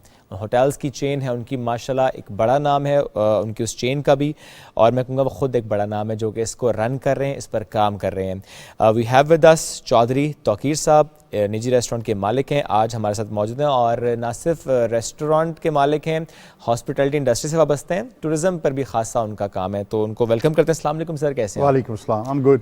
ग्रेट सर, 40 साल सफ़र एक जुमले में कहूँ कैसा रहा तो क्या होगा वो जुमला? एक्सीलेंट। वाह, ये तो आपने एक लफ्ज़ में कर दिया। जी, जी। एक लफ्ज़ में कर दिया। नए आने वाले नौजवान, अब जिस तरह हम देखते हैं कि ठीक है, आज से 10 साल पहले हम कहते थे कि जी सिर्फ 2 ही फील्ड्स हैं, इंजीनियरिंग और मेडिकल। आहिस्ता आहिस्ता रुझान बदलते चले गए। अब हम देखते हैं इमर्जिंग टेक्नोलॉजीज़ में भी लोग नाम कमा रहे हैं, उसमें भी पैसा कमा रहे हैं, सिर्फ इंटरनेट के ज़रिए भी पैसा कमा रहे हैं। ये जो ये इंडस्ट्री, हॉस्पिटैलिटी इंडस्ट्री, कितना पोटेंशियल है इसमें? ये अभी दुनिया में तो this rank number 3 and but it's linked with so many other industries. Okay, जैसे बाहर अगर आप जैसे कि आई लिव इन यूएसए, मैं बाहर रहता हूँ, ठीक है। वही से पढ़ा हूँ मैं। I then at the end of my education फिर मैं वापस स्कूल गया और मैं शेफ़ बना।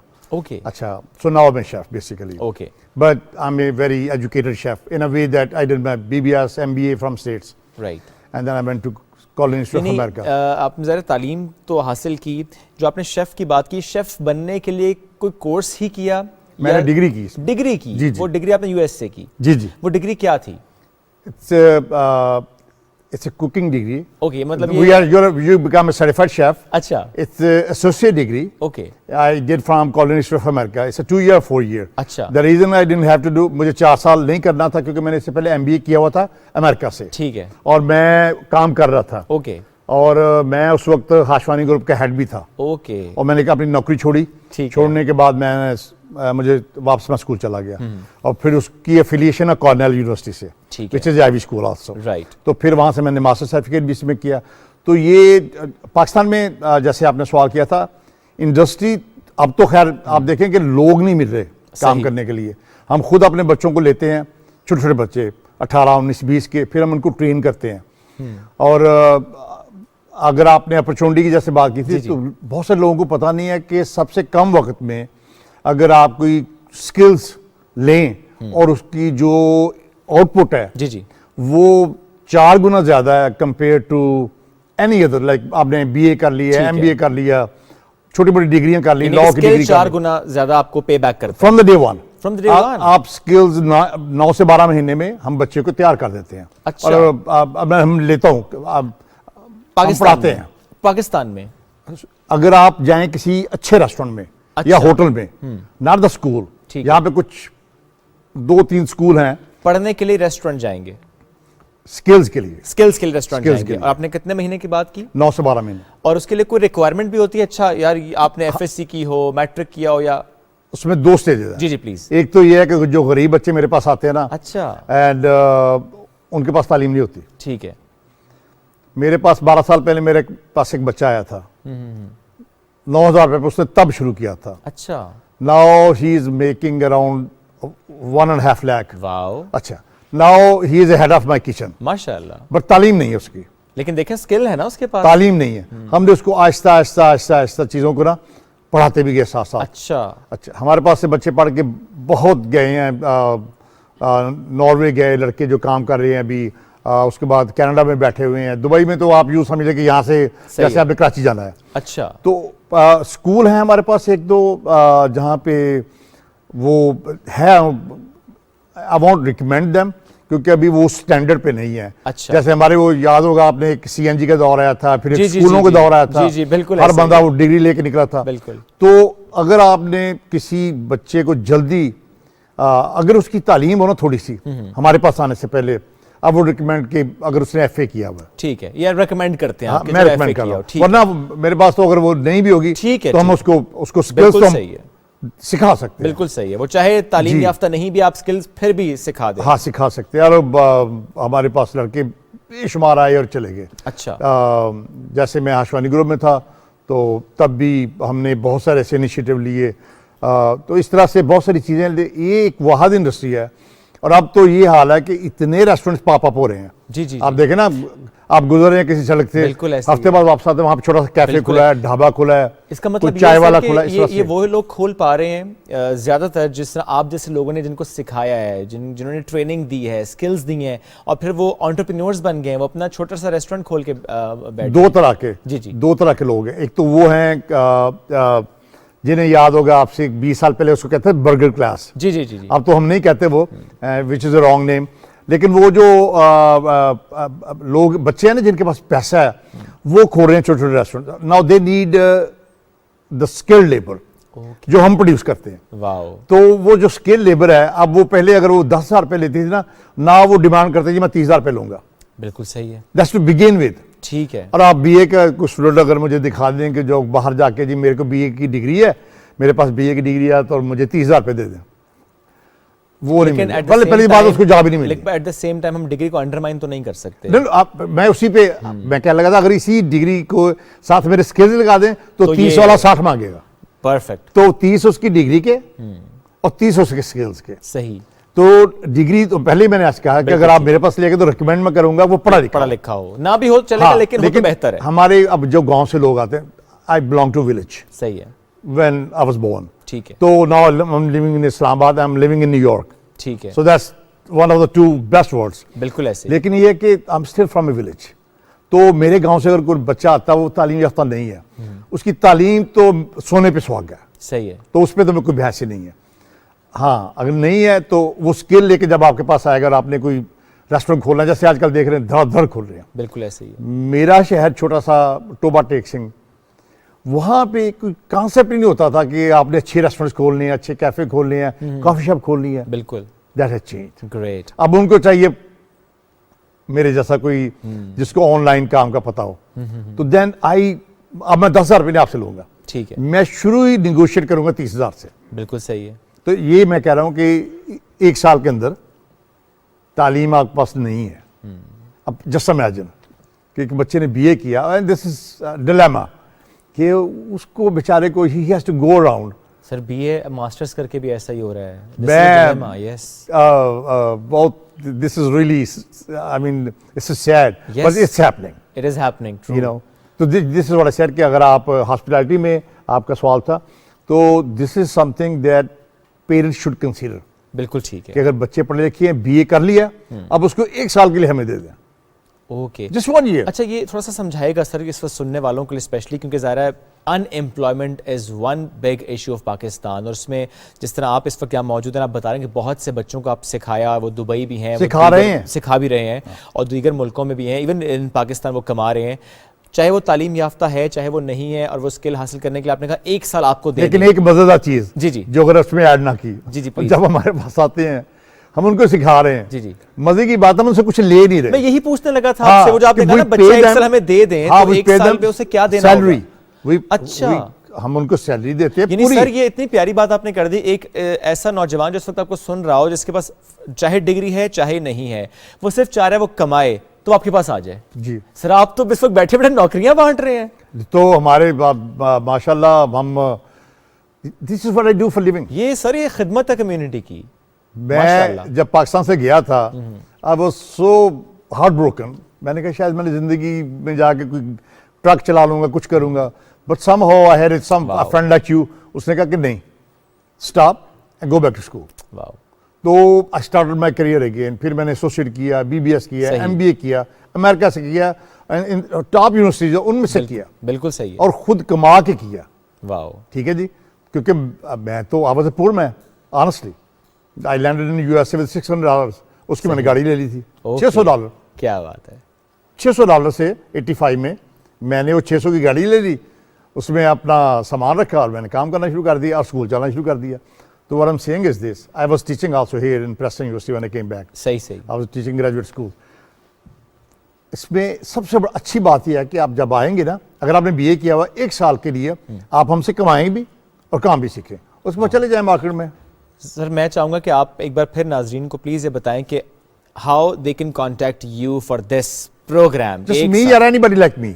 Okay, Just anybody like me. There are so many good बहुत restaurants. से और लोग भी इस तरह से जी काम जी, कर रहे हैं। everybody is doing the same अच्छा, thing. ये फार्मूला यानी is आपको applied. नहीं भी कुछ आता, आप उस रेस्टोरेंट चले जाएं, वो आपको सिखाएंगे भी, वो पे भी करेंगे, और 1 साल बाद आप ऐसे अपने आप को अपलिफ्ट कर पाएंगे। देखिए, front of the house and back of the house. What is back of the house is the kitchen. That is a tough job. जिसने वो सीखना है, ठीक है, वो फिर बहुत लंबे अरसे तक he can enjoy Wow. his skills और he can keep improving. ठीक हो गया, वो अपने आप को और बेहतर कर सकता है। Front of the house is like you, the management, suit, tie. वो ठीक है, लेकिन उसके उसमें पीछे एक सपोर्ट है पूरी। हाँ जी, लेकिन उसमें जॉब्स अप एंड डाउन रहती हैं। बिल्कुल ऐसे। किचन वाले बंदे को ना कभी आप he is always on the right. बिल्कुल ठीक है, he is always on the right. जबरदस्त सर, ये तो बड़ा अच्छा लगा मुझे आपसे गुफ्तगू करके, और आई एम श्योर बहुत से लोग आपसे और आप जैसे लोगों से कांटेक्ट करेंगे कि हमने एक रास्ता दिखाने की कोशिश की है। जिस तरह मैंने पहले भी कहा, unemployment one big issue of Pakistan, और सर जैसे यानी तौकीर साहब जैसे लोग हैं जो कि इसको इस तरीके से हल करने की कोशिश करें कि जो खुद वो सीख चुके हैं पढ़ के भी, और अपना एक्सपीरियंस भी जो है उनका वो चाहते हैं पास ऑन करें कम्युनिटी में, कि चाहे गाँव देहात से ताल्लुक़ किसी शख्स का हो, सिर्फ ये सोच ले कि मुझे कमाना है और जायज़ तरीके से कमाना है, हलाल रिस्क कमाना है, सीख कर कमाना है, मेहनत से कमाना है, उसके लिए रास्ते मौजूद हैं। इन जैसे अफराद की वजह से ये वसीला है कि रास्ते मौजूद। Thank you very much sir, साथ मौजूद है। बड़ा अच्छा लगा आपसे गुफ्तगू करके कि ऐसे लोग मौजूद हैं जिनकी वजह से मैं कहूँगा कि पाकिस्तान मौजूद है, कम्युनिटी चल रही है, आगे बढ़ रही है। एक ब्रेक लेंगे, वापस आएंगे, साथ रहिए।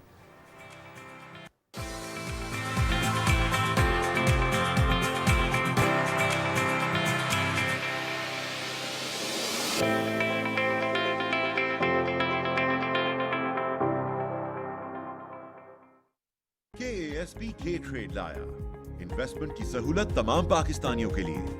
अब पाकिस्तान स्टॉक मार्केट में आप पाकिस्तान की टॉप कंपनीज के हिस्सेदार बन सकते हैं, वो भी निहायत ही आसान तरीके से। बस K ट्रेड ऐप डाउनलोड करें और पाएं रिसर्च पोर्टल तक रसाई, सबसे कम चार्जेस, और घर बैठे पाएं बेहतरीन सरमायाकारी का मौका, कहीं भी कभी भी। KASP K ट्रेड, अब इन्वेस्टमेंट करे हर कोई।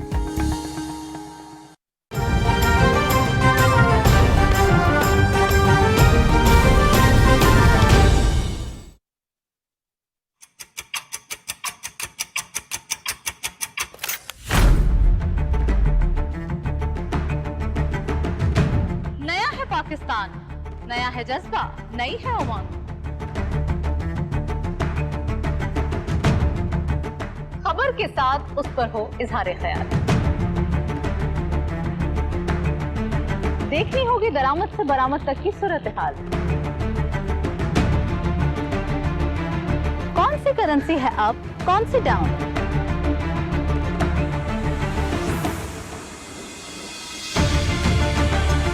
मुआशी खुदनिसारी कैसे हासिल की जाए? रखते हैं नजर रियल एस्टेट से लेकर कमोडिटीज के उतार चढ़ाव तक। बिजनेस की होगी बात माहिरीन के साथ।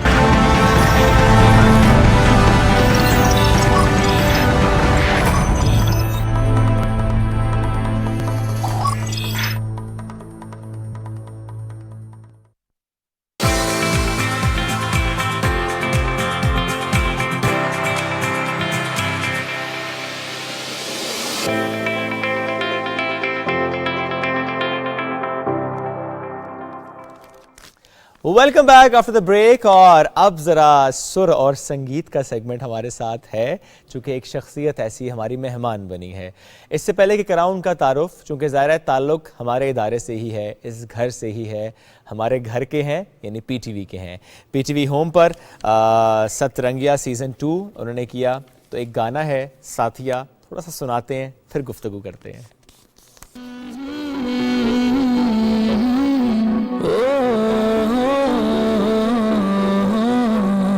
आजा तू भी तो साथिया, मेरा दिल और मेरी निगाहें हर पल देखते तेरी राहें। आजा तू भी तो साथिया, मेरा दिल और मेरी निगाहें हर पल देखते तेरी राहें। आजा तू भी तो साथिया।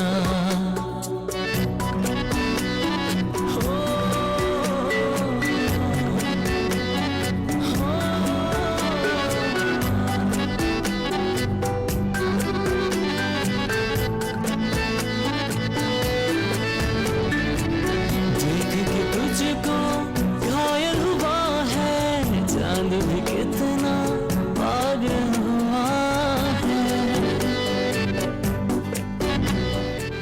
देख के तुझको।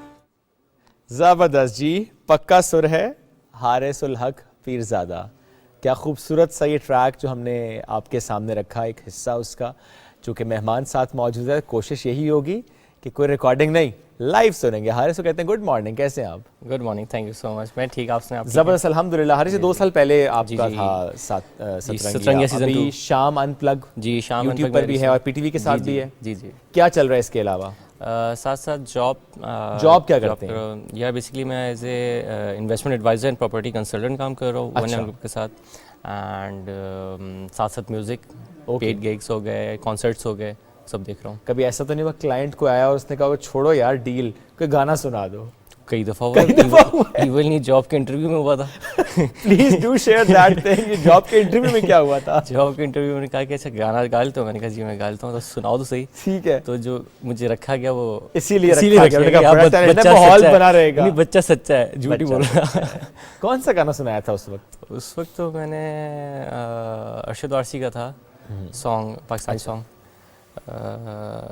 क्या था गाने वाला, कल शब देखा मैंने झांझरों के, वो वाला गाना। क्या बात है, जबरदस्त। फेवरेट सिंगर कौन है?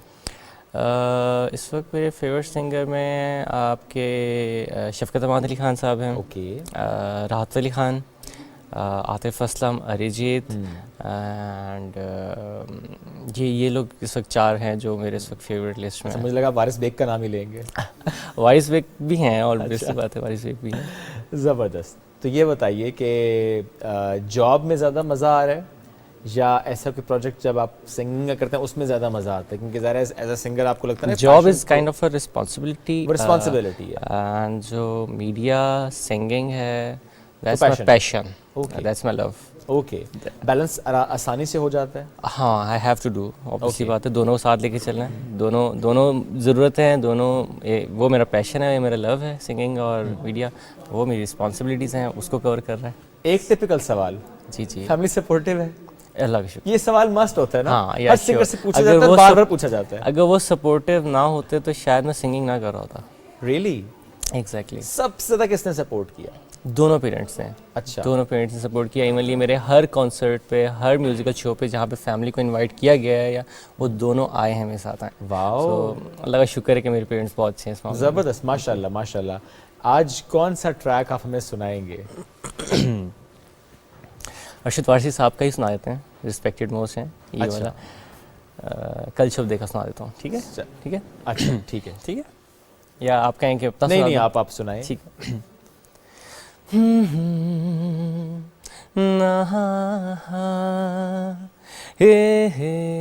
ला ला ला ला ला, कल शब देखा मैंने झांझरों के में, उसको किया सलाम तुम्हारे धोखे में, रात को देखा ख्वाब जो मैंने सोते में, रात को देखा ख्वाब जो मैंने सोते में, उसको किया सलाम तुम्हारे धोखे में।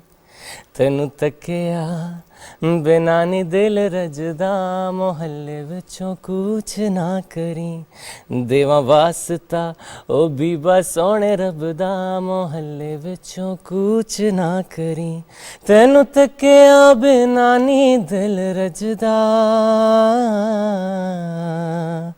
तेनू तकिया बिना नी दिल रजदा, मोहल्ले विचों कुछ ना करी देवा वास्ता ओ बीबा सोने रबदा, मोहल्ले विचों कुछ ना करी। क्या बात है, क्या बात है। मेरी थोड़ी तस्सीह कर दीजिए, अरशद वारसी या वारिस बेग? वारिस बेग एंड ये नबील शौकत हैं हम। अच्छा। उनका सॉन्ग था, मैंने दोनों को मर्ज कर दिया। अच्छा, मर्ज कर दिया। ओके ओके, मैं उस वक्त से कंफ्यूज था, मैंने कहा कि वारिस बेग। ज़बरदस्त। चलें, फैमिली में जब बैठे हों, कोई महफिल हो, ऐसा ही होता होगा कि बस डिमांड्स होती हैं उनके हिसाब से। अभी मैंने आपसे इसलिए पूछा कि आप क्या सुनना चाहेंगे, उस हिसाब से मैंने आपसे आस्क किया। हाँ। तो उस तरह से गाना पड़ता है, तो इट्स यूज्ड टू है। अब तो यूज्ड टू हो गए, या यूँ कह लेते हैं कि एक गाना एक महफिल में तो मस्ट है, मस्ट हो गया, लाजमी ज़रूर जिक्र ज़रूर होता है। हाँ। अच्छा हारिस, अब कुछ तो सुना दो। कोई ऐसी महफिल जिसमें गाना पसंद नहीं आता आपको, आप नहीं गाना चाहते उस महफिल में, वो कौन सी होती है? अच्छा, मतलब कब सी बात है कि इस तरह की जगह हो, लोकेशन हो या गैदरिंग ऐसी हुई जहाँ पे शोर हो रहा है, सारे बातें कर रहे हैं, तो अब अगर वहाँ पे आपको एकदम से गाने के लिए कह दिया जाए, तो अब जब आप लाइव गा रहे होते हो तो आपका एक वोकल एक अप्रोच होती है, वहाँ अब रिस्पॉन्स ना आ रहा हो, आप सब बातें कर रहे हैं, तो वो एक आपको अपने डिसरिस्पेक्ट सा फील होता है कि यार ऐसे लगे ज़बरदस्ती गा रहा हूँ मैं। तो हाँ, जहाँ सब खामोश होकर बैठे हैं एंड उनके सबका फोकस आपके ऊपर है, फिर गाने का मज़ा आता है। यार सबसे ज़्यादा कहाँ मज़ा आया? मुझे सबसे ज़्यादा मज़ा अभी रिसेंटली, तो अभी मेरे कज़न की शादी थी लाहौर में, तो वहीं पर सब ने लाइक फरमाइश की। और ऑब्वियसली वो एक महफिल ही बनी हुई थी, सही, तो उसी में मैंने गाया। अब तो वैसे भी शादियों में ना डांस ज़्यादा गाने का रुझान हम देखते हैं, तो बड़ा अच्छा डिसेंट सा एक माहौल बना हुआ था, तो फिर वहाँ और प्रेज भी खासा किया गया, डेफिनेटली, तो फिर और मज़ा आता है ना। एग्जैक्टली, मज़ा आता है, तो एक आपको अच्छी फील आती है कि अच्छा यार आप अच्छा गा सकते हैं, क्या रिस्पेक्टली आपसे बात कर रहे हैं, उसके बाद फिर आपसे मिले स्पेशली कि यार वेरी गुड, तो दैट्स ये चीज़ आपको मोटिवेट करती था। सजाद अली को भी सुनते हैं? जी, सजाद अली को भी सुनते हैं।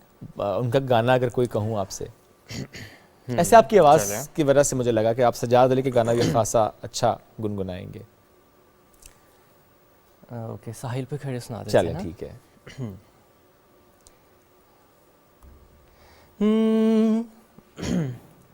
साहिल पे खड़े हो तुम्हें क्या गम, चले जाना। साहिल पे खड़े हो तुम्हें क्या गम, चले जाना। मैं डूब रहा हूँ, अभी डूबा तो नहीं हूँ। मैं डूब रहा हूँ, अभी डूबा तो नहीं हूँ। ऐ वादा फरामोश मैं तुझ सा तो नहीं हूँ। चुपचाप सही मसलहतन वक्त के हाथों, चुपचाप सही मसलहतन वक्त के हाथों। मजबूर सही वक्त से हारा तो नहीं हूँ। ऐ वादा फरामोश मैं तुझ सा तो नहीं हूँ। हरज़ुम। क्या बात है, क्या बात है। रियासत करते हैं? जी जी। कितनी करते हैं? दिन में लाइक सुबह के टाइम मैं ज़रूर करता हूँ। ओके साथ में अगर आप अवैज़ नियाज़ी साहब को जानते हैं, जी, जी, वो जी। बेसिकली मेरे टीचर हैं, ओके तो उनके साथ प्रैक्टिस करता हूँ। उनके साथ ऑनलाइन सेशंस भी, उनके पास विजिट भी करता हूँ उनके स्टूडियो। ओके और शायद खुर्रम लतीफ़ी के बारे में जानते हैं, प्रोड्यूसर हैं, सीनियर उनके प्रोड्यूसर। बारे में नहीं जानता। वो PNC में होते हैं, ओके तो वो भी मुझे बहुत हेल्प आउट करते हैं इसमें। ओके तो दोनों के साथ इन कांटेक्ट में हूँ मैं, तो दोनों का थैंक्स है कि दोनों ने मुझे अपॉर्चुनिटी दी, मौका दिया। So they both are my mentors, माशाल्लाह। Thanks a lot to them, Allah उनको खुश रखे। कॉम्पिटिशन्स में भी कभी गए? हाँ, जब यूनिवर्सिटी टाइम पे मैंने कॉम्पिटिशन पार्टिसिपेट किया है, 3 कंपटीशन विन किए हैं। अच्छा। और एक में थर्ड आया था। वो ऑलरेडी सीनियर थे और सीखे हुए थे उस टाइम पे, वो स्टार्ट था मेरा। तो तकरीबन 4 कॉम्पिटिशन्स में मैंने अच्छा, पार्टिसिपेट किया। ये सतरंगी में सिलेक्शन कैसे हुई थी? सतरंगी में सिलेक्शन ऐसे ही हुई कि जो मैंने बताया आपको कंपटीशन वॉन किया था, अवैज़ नियाज़ी साहब आए थे, वो जज थे वहाँ पे। ओके उनके साथ वहाँ से कांटेक्ट बना, उन्होंने मुझे PTV बुलाया। ओके खुर्रम भाई से मेरी यानी मुलाकात हुई। कंपटीशन ने रास्ता दिखाया। हाँ, खुर्रम भाई से क्या कहते हैं मुलाकात हुई। डेफिनेटली उन्होंने मुझसे मेरे गाने सुने। उससे पहले मैं अपने 2 गाने पहले बना चुका था, माहीवे और एक मैंने, माहीवे मेरा अपना गाना था। अच्छा, अपना compose लिरिक्स किया भी था, अपने लिरिक्स थे? भी मेरे अपने थे। अच्छा। जी जी, माहीवे के, वो मेरा अपना सॉन्ग था। फिर साथ में मैंने फरहान सईद का सजना वो भी कवर किया था। तो ये 2 सॉन्ग उस टाइम पे मेरे बने हुए थे। ठीक तो है। दोनों मैंने उनको सुनाए भी और उन्होंने देखा भी, तो जस्ट उन्होंने मुझे फिर ऑफर किया ये वाला सॉन्ग। ज़बरदस्त। सतरंगिया का बहुत फेमस सॉन्ग रहा है ये साथिया। तो अभी भी अपने किसी गाने पर काम हो रहा है? रिसेंटली मैंने अभी शाम अनप्लग्ड कंप्लीट किया है अपना। अच्छा। ठीक है, तो अब मैं खुद एक सॉन्ग बना रहा हूँ, उसके लिरिक्स लिख रहा हूँ। अभी लिख रहे हैं? जी जी, उसको मैं अगर लिख लिया है, लिख लिया है, थोड़ा चलो प्रैक्टिस भी हो गई है, क्लीनिंग श्लीनिंग करनी है उसकी, तो वो अभी हल्का सा होना चाहिए। नहीं, ऑन एयर ही हम देखते हैं ना क्या चल रहा है। अभी नहीं। Too early to ask? हाँ, it's too early to ask. तो फिर शाम अनप्लग की तरफ ही बढ़े, वो भी ज़ाहिर है आपका अपना, तो उस पर वो अगर थोड़ा सा सुनाए, तो लाइव सुनाया जाए। लाइव सुनाया जाए। ओके, आपके होते हुए रिकॉर्डिंग हाँ ठीक का कोई जवाब नहीं। चल ठीक। ओके,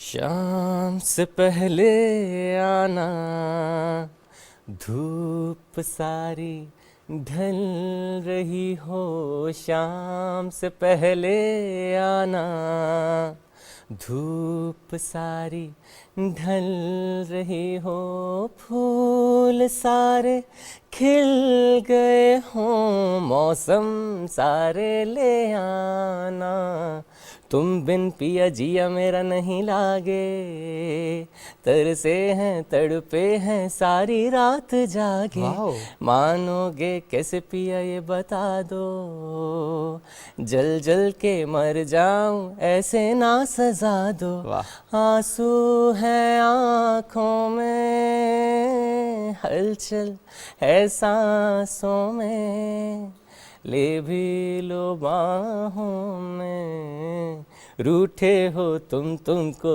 कैसे मनाऊं पिया, बोलो ना बोलो ना, जिंदगी है यही, बंदगी है यही, बाहों में तेरी मरूं, मेरा तुझसे है ये वादा, चाहूँगा तुझको सदा, ओ तेरे बिन मेरा जीवन कुछ नहीं, तेरे बिन मेरा जीवन कुछ नहीं, कुछ नहीं, अगर सब कुछ ये मेरा है तो सब कुछ बख्श दो एक दिन, वजूद अपना मुझे तुम दे दो, मोहब्बत दो एक दिन, मेरे हाथों पे अपने हाथ रख कर रूह खींच लो एक दिन, कहो एक दिन, कहो एक दिन, इम्प्रेसिव, Yeah, ये वेरी 4 सॉफ्टवेयर नाइस, में blend किए थे। यस, इतनी जबरदस्त ब्लेंडिंग है और ऐसे स्विफ्टली आपने इसको किया है कि मजा आ गया, फील भी नहीं हुआ कि स्विचिंग होती जा रही है। Wow, amazing, great to have you, thank you very much for joining us today. नाजरीन, बड़ा अच्छा लगा इनसे मुलाकात करके। एक मेहमान बाकी है, ब्रेक के बाद उनसे मुलाकात कराएंगे। छोटी सी ब्रेक के बाद दोबारा हाजिर होते हैं, कहीं मत जाइए, साथ रहिए।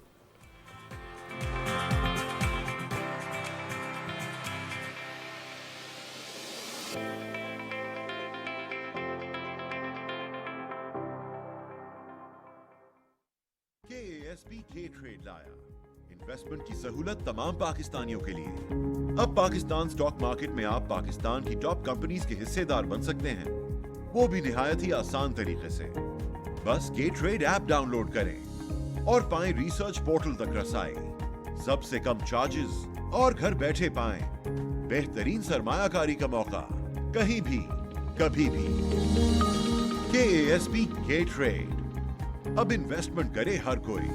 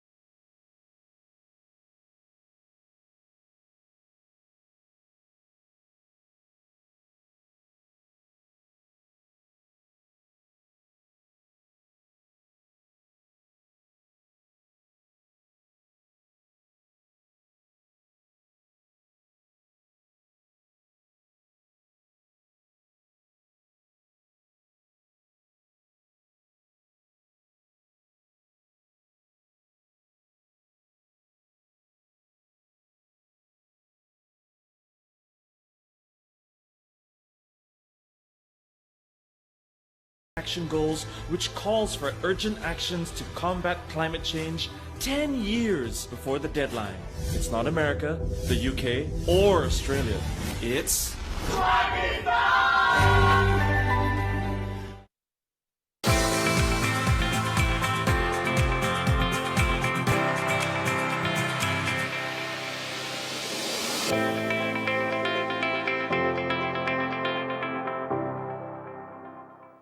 Welcome back after the break. और ब्रेक के बाद सेलिब्रिटी लाउंज में खुशामदीद ऐसी शख्सियत आज साथ मौजूद हैं कि आई तो थी पहले भी, लेकिन कुछ वजूहात की वजह से हमारी गुफ्तगू उस तरीके से ना हो पाई। ज़रा लाइव कट्स भी आ जाते हैं, समटाइम्स वक्त ख़त्म हो जाता है। हम फिर ये कहते हैं आखिर में कि इंशाल्लाह बड़ी जल्दी दोबारा मुलाकात होगी। हम वादा पूरा करने वाले लोग हैं, हम दोबारा बुलाते हैं और जो हमारे मेहमान हैं वो भी वादा पूरा करते हैं, दोबारा वो आते हैं। हमें ज्वाइन किया जनाब गजाला सैफ़ी साहिबा ने। सिंध से पाकिस्तान तहरीक इंसाफ के टिकट पर ख़वातीन की मखसूस नशिस्त पर MNA मुंतखब हुई हैं। ह्यूमन राइट्स, एजुकेशन और कश्मीर समेत दीगर कायमा कमेटियों के रुकन हैं। इसके अलावा कौमी विरसा और सकाफत की पार्लिमानी सेक्रेटरी के तौर पर भी खिदमात सर अंजाम दे रही हैं। कैसी चल रही है ज़िंदगी, कैसी है रूटीन, इस पर करेंगे उनसे बात। वेलकम करते हैं, अस्सलाम वालेकुम, गुड मॉर्निंग। जी वालेकुम अस्सलाम, very good morning. Thank you so much. मुझे प्लीज़ ये बताएं सबसे पहले, सियासत में आने की वजह से आपकी अपनी दुकान ठप हो गई, यू वर एन एंटरप्रेन्योर, अपनी दुकान क्यों ठप हो गई?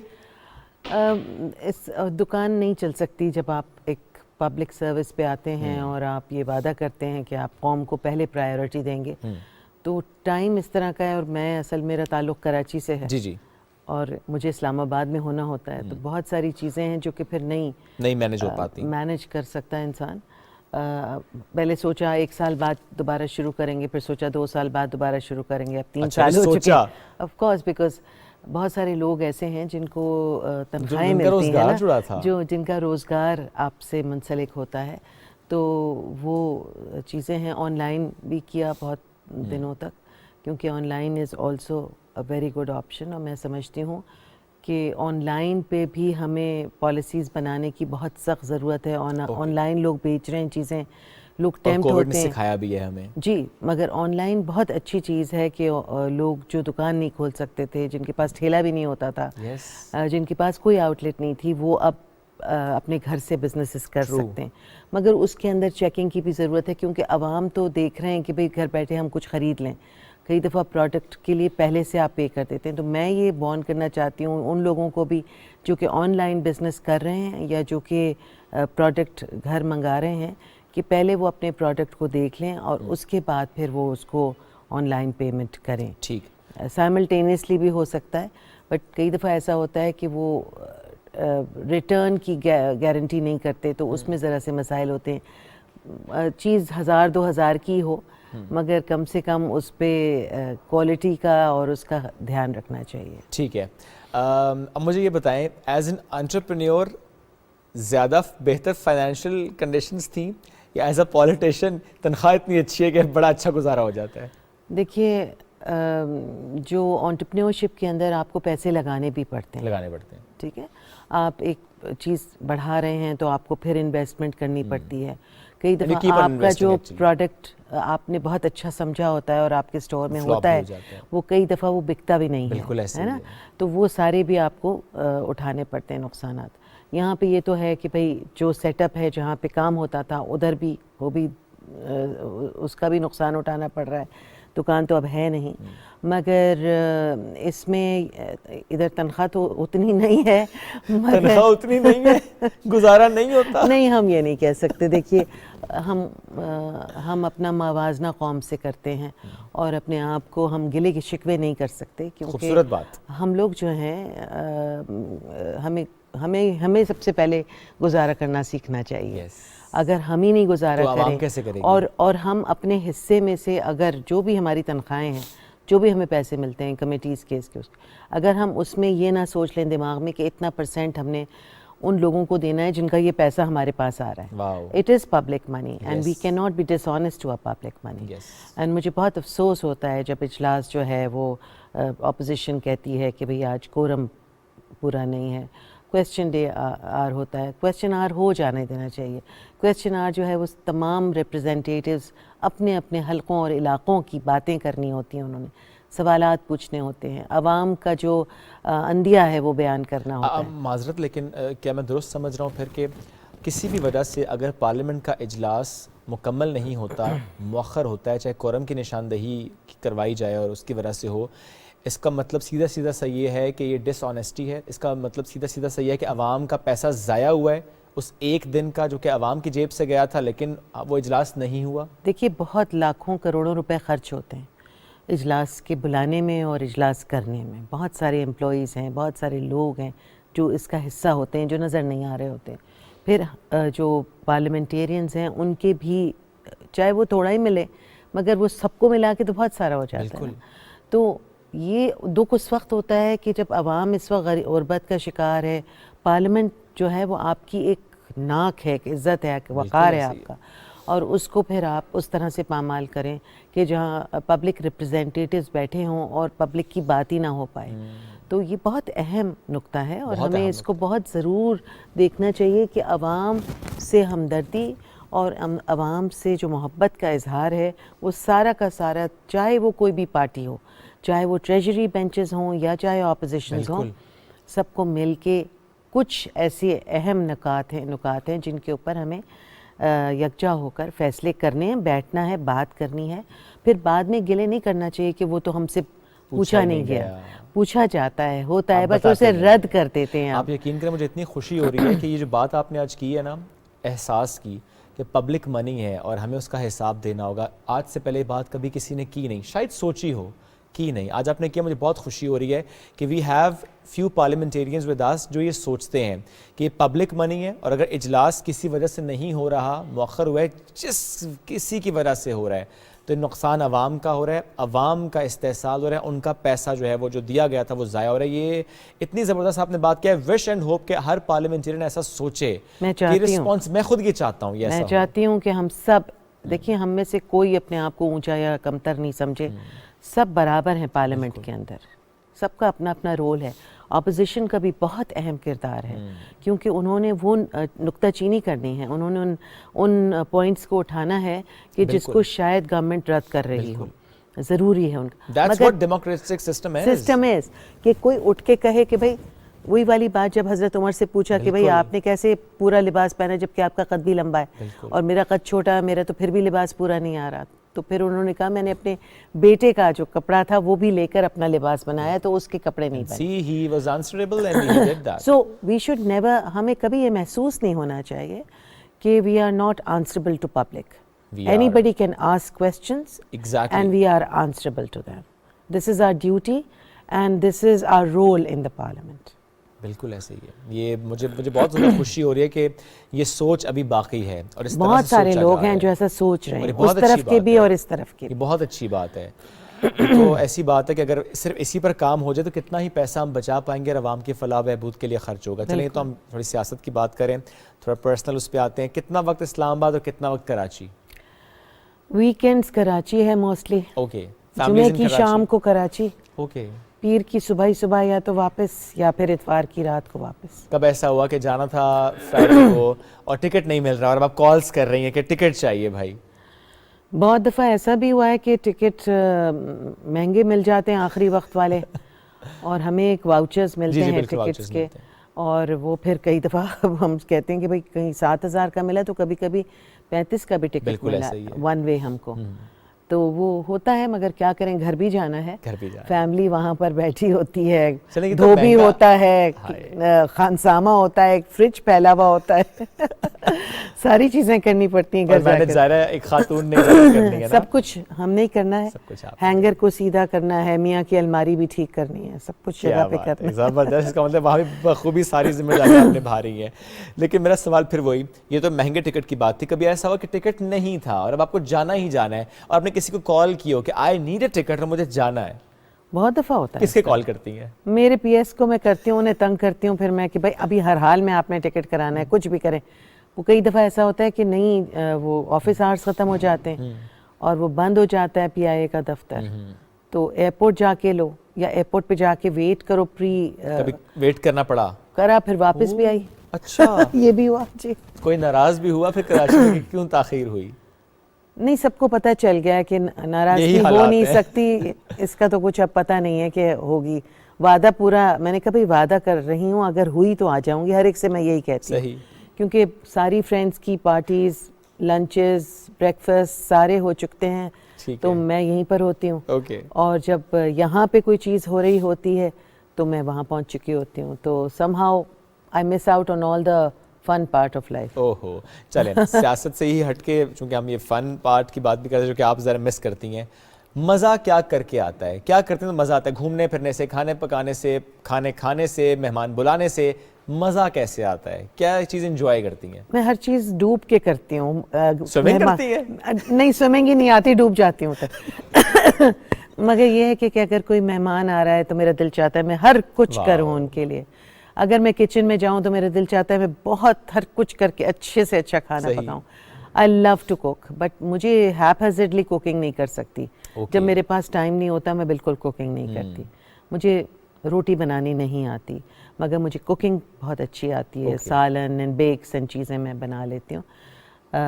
रोटी में ऑस्ट्रेलिया का नक्शा बनता है अच्छा, इन्हें ट्राई करो तो नक्शा बनता है, ठीक है। तो रोटी क्यों नहीं सीखी जब से इतना कुछ सीख लिया? ये असल में हमारे यहाँ भी हर वक्त कुक्स होते थे तो नहीं और मेरे ससुराल में भी थे, ठीक है। तो हमारी जो औकात थी वो ये थी कि हम मेज़ लगाएं और उनको मैनेज करें, एंड सब्जी कोई काट रहा है, कोई और चीज़ कुछ कर रहा है, हम मिक्स करते थे, ठीक है। तो इस तरह से सीखा, सब सर्वेंट्स के साथ खड़े होकर। फिर कहा कि नहीं, अब तुम हाथ नहीं लगाओगे, पूरा मैंने करना है। तो मुझे डांट पड़ेगी, आप सब कुछ करेंगी। मैं कहा सब मैं खुद करूँ। तो वो किया, ये नहीं बताया कि मैंने, तो लोगों ने कहा अच्छा है। तो होता शौक था बहुत सारी चीज़ें सीखने का। अम्मा ने तो हाथ ही नहीं लगाने दिया खाने पकाने इस चीज़ों को, बट वो हैरान होती हैं क्योंकि मेरी सास और मेरी अम्मा जो हैं वो दोनों सास तो मेरी अल्लाह को प्यारी हो गई, मगर उनका बहुत मैनेजमेंट इन दोनों का बहुत ज़बरदस्त था। इनके कुक्स इनकी बात मानते थे, हर चीज़ जो ये कहती थी करते थे। हमारे तो वो बात ही नहीं मानते, हमारे नए वाले जो हैं और हमें खुद घुसना पड़ता है किचन में। जब घुस ही गए तो might as well do it yourself वाली सिचुएशन। दिल के सबसे ज़्यादा करीब कौन सी शख्सियत है? माँ। माँ। और अगर मैं कहूँ ब्लड रिलेशंस के बाद कौन है? अल्लाह तो सबसे पहले तो अल्लाह है, बट ब्लड रिलेशंस के बाद जो भी अपनी आंखें बिपता सुना दे उस वक्त मेरा बन जाता है। He becomes my responsibility. I cry and die for that person. Wow. That's me. Wow. And then people say कि तुम्हें क्या एक आ गया और तुम अब उसके लिए ख्वार हो। मैंने कहा बस यही मेरा ईमान है, यही मेरा दीन है। मैं बस बता दिया, बस वो सच बोल रहा है, वो हाँ, ठीक बता रहा है। तहकीक नहीं करनी चाहिए। तहकीक नहीं करती।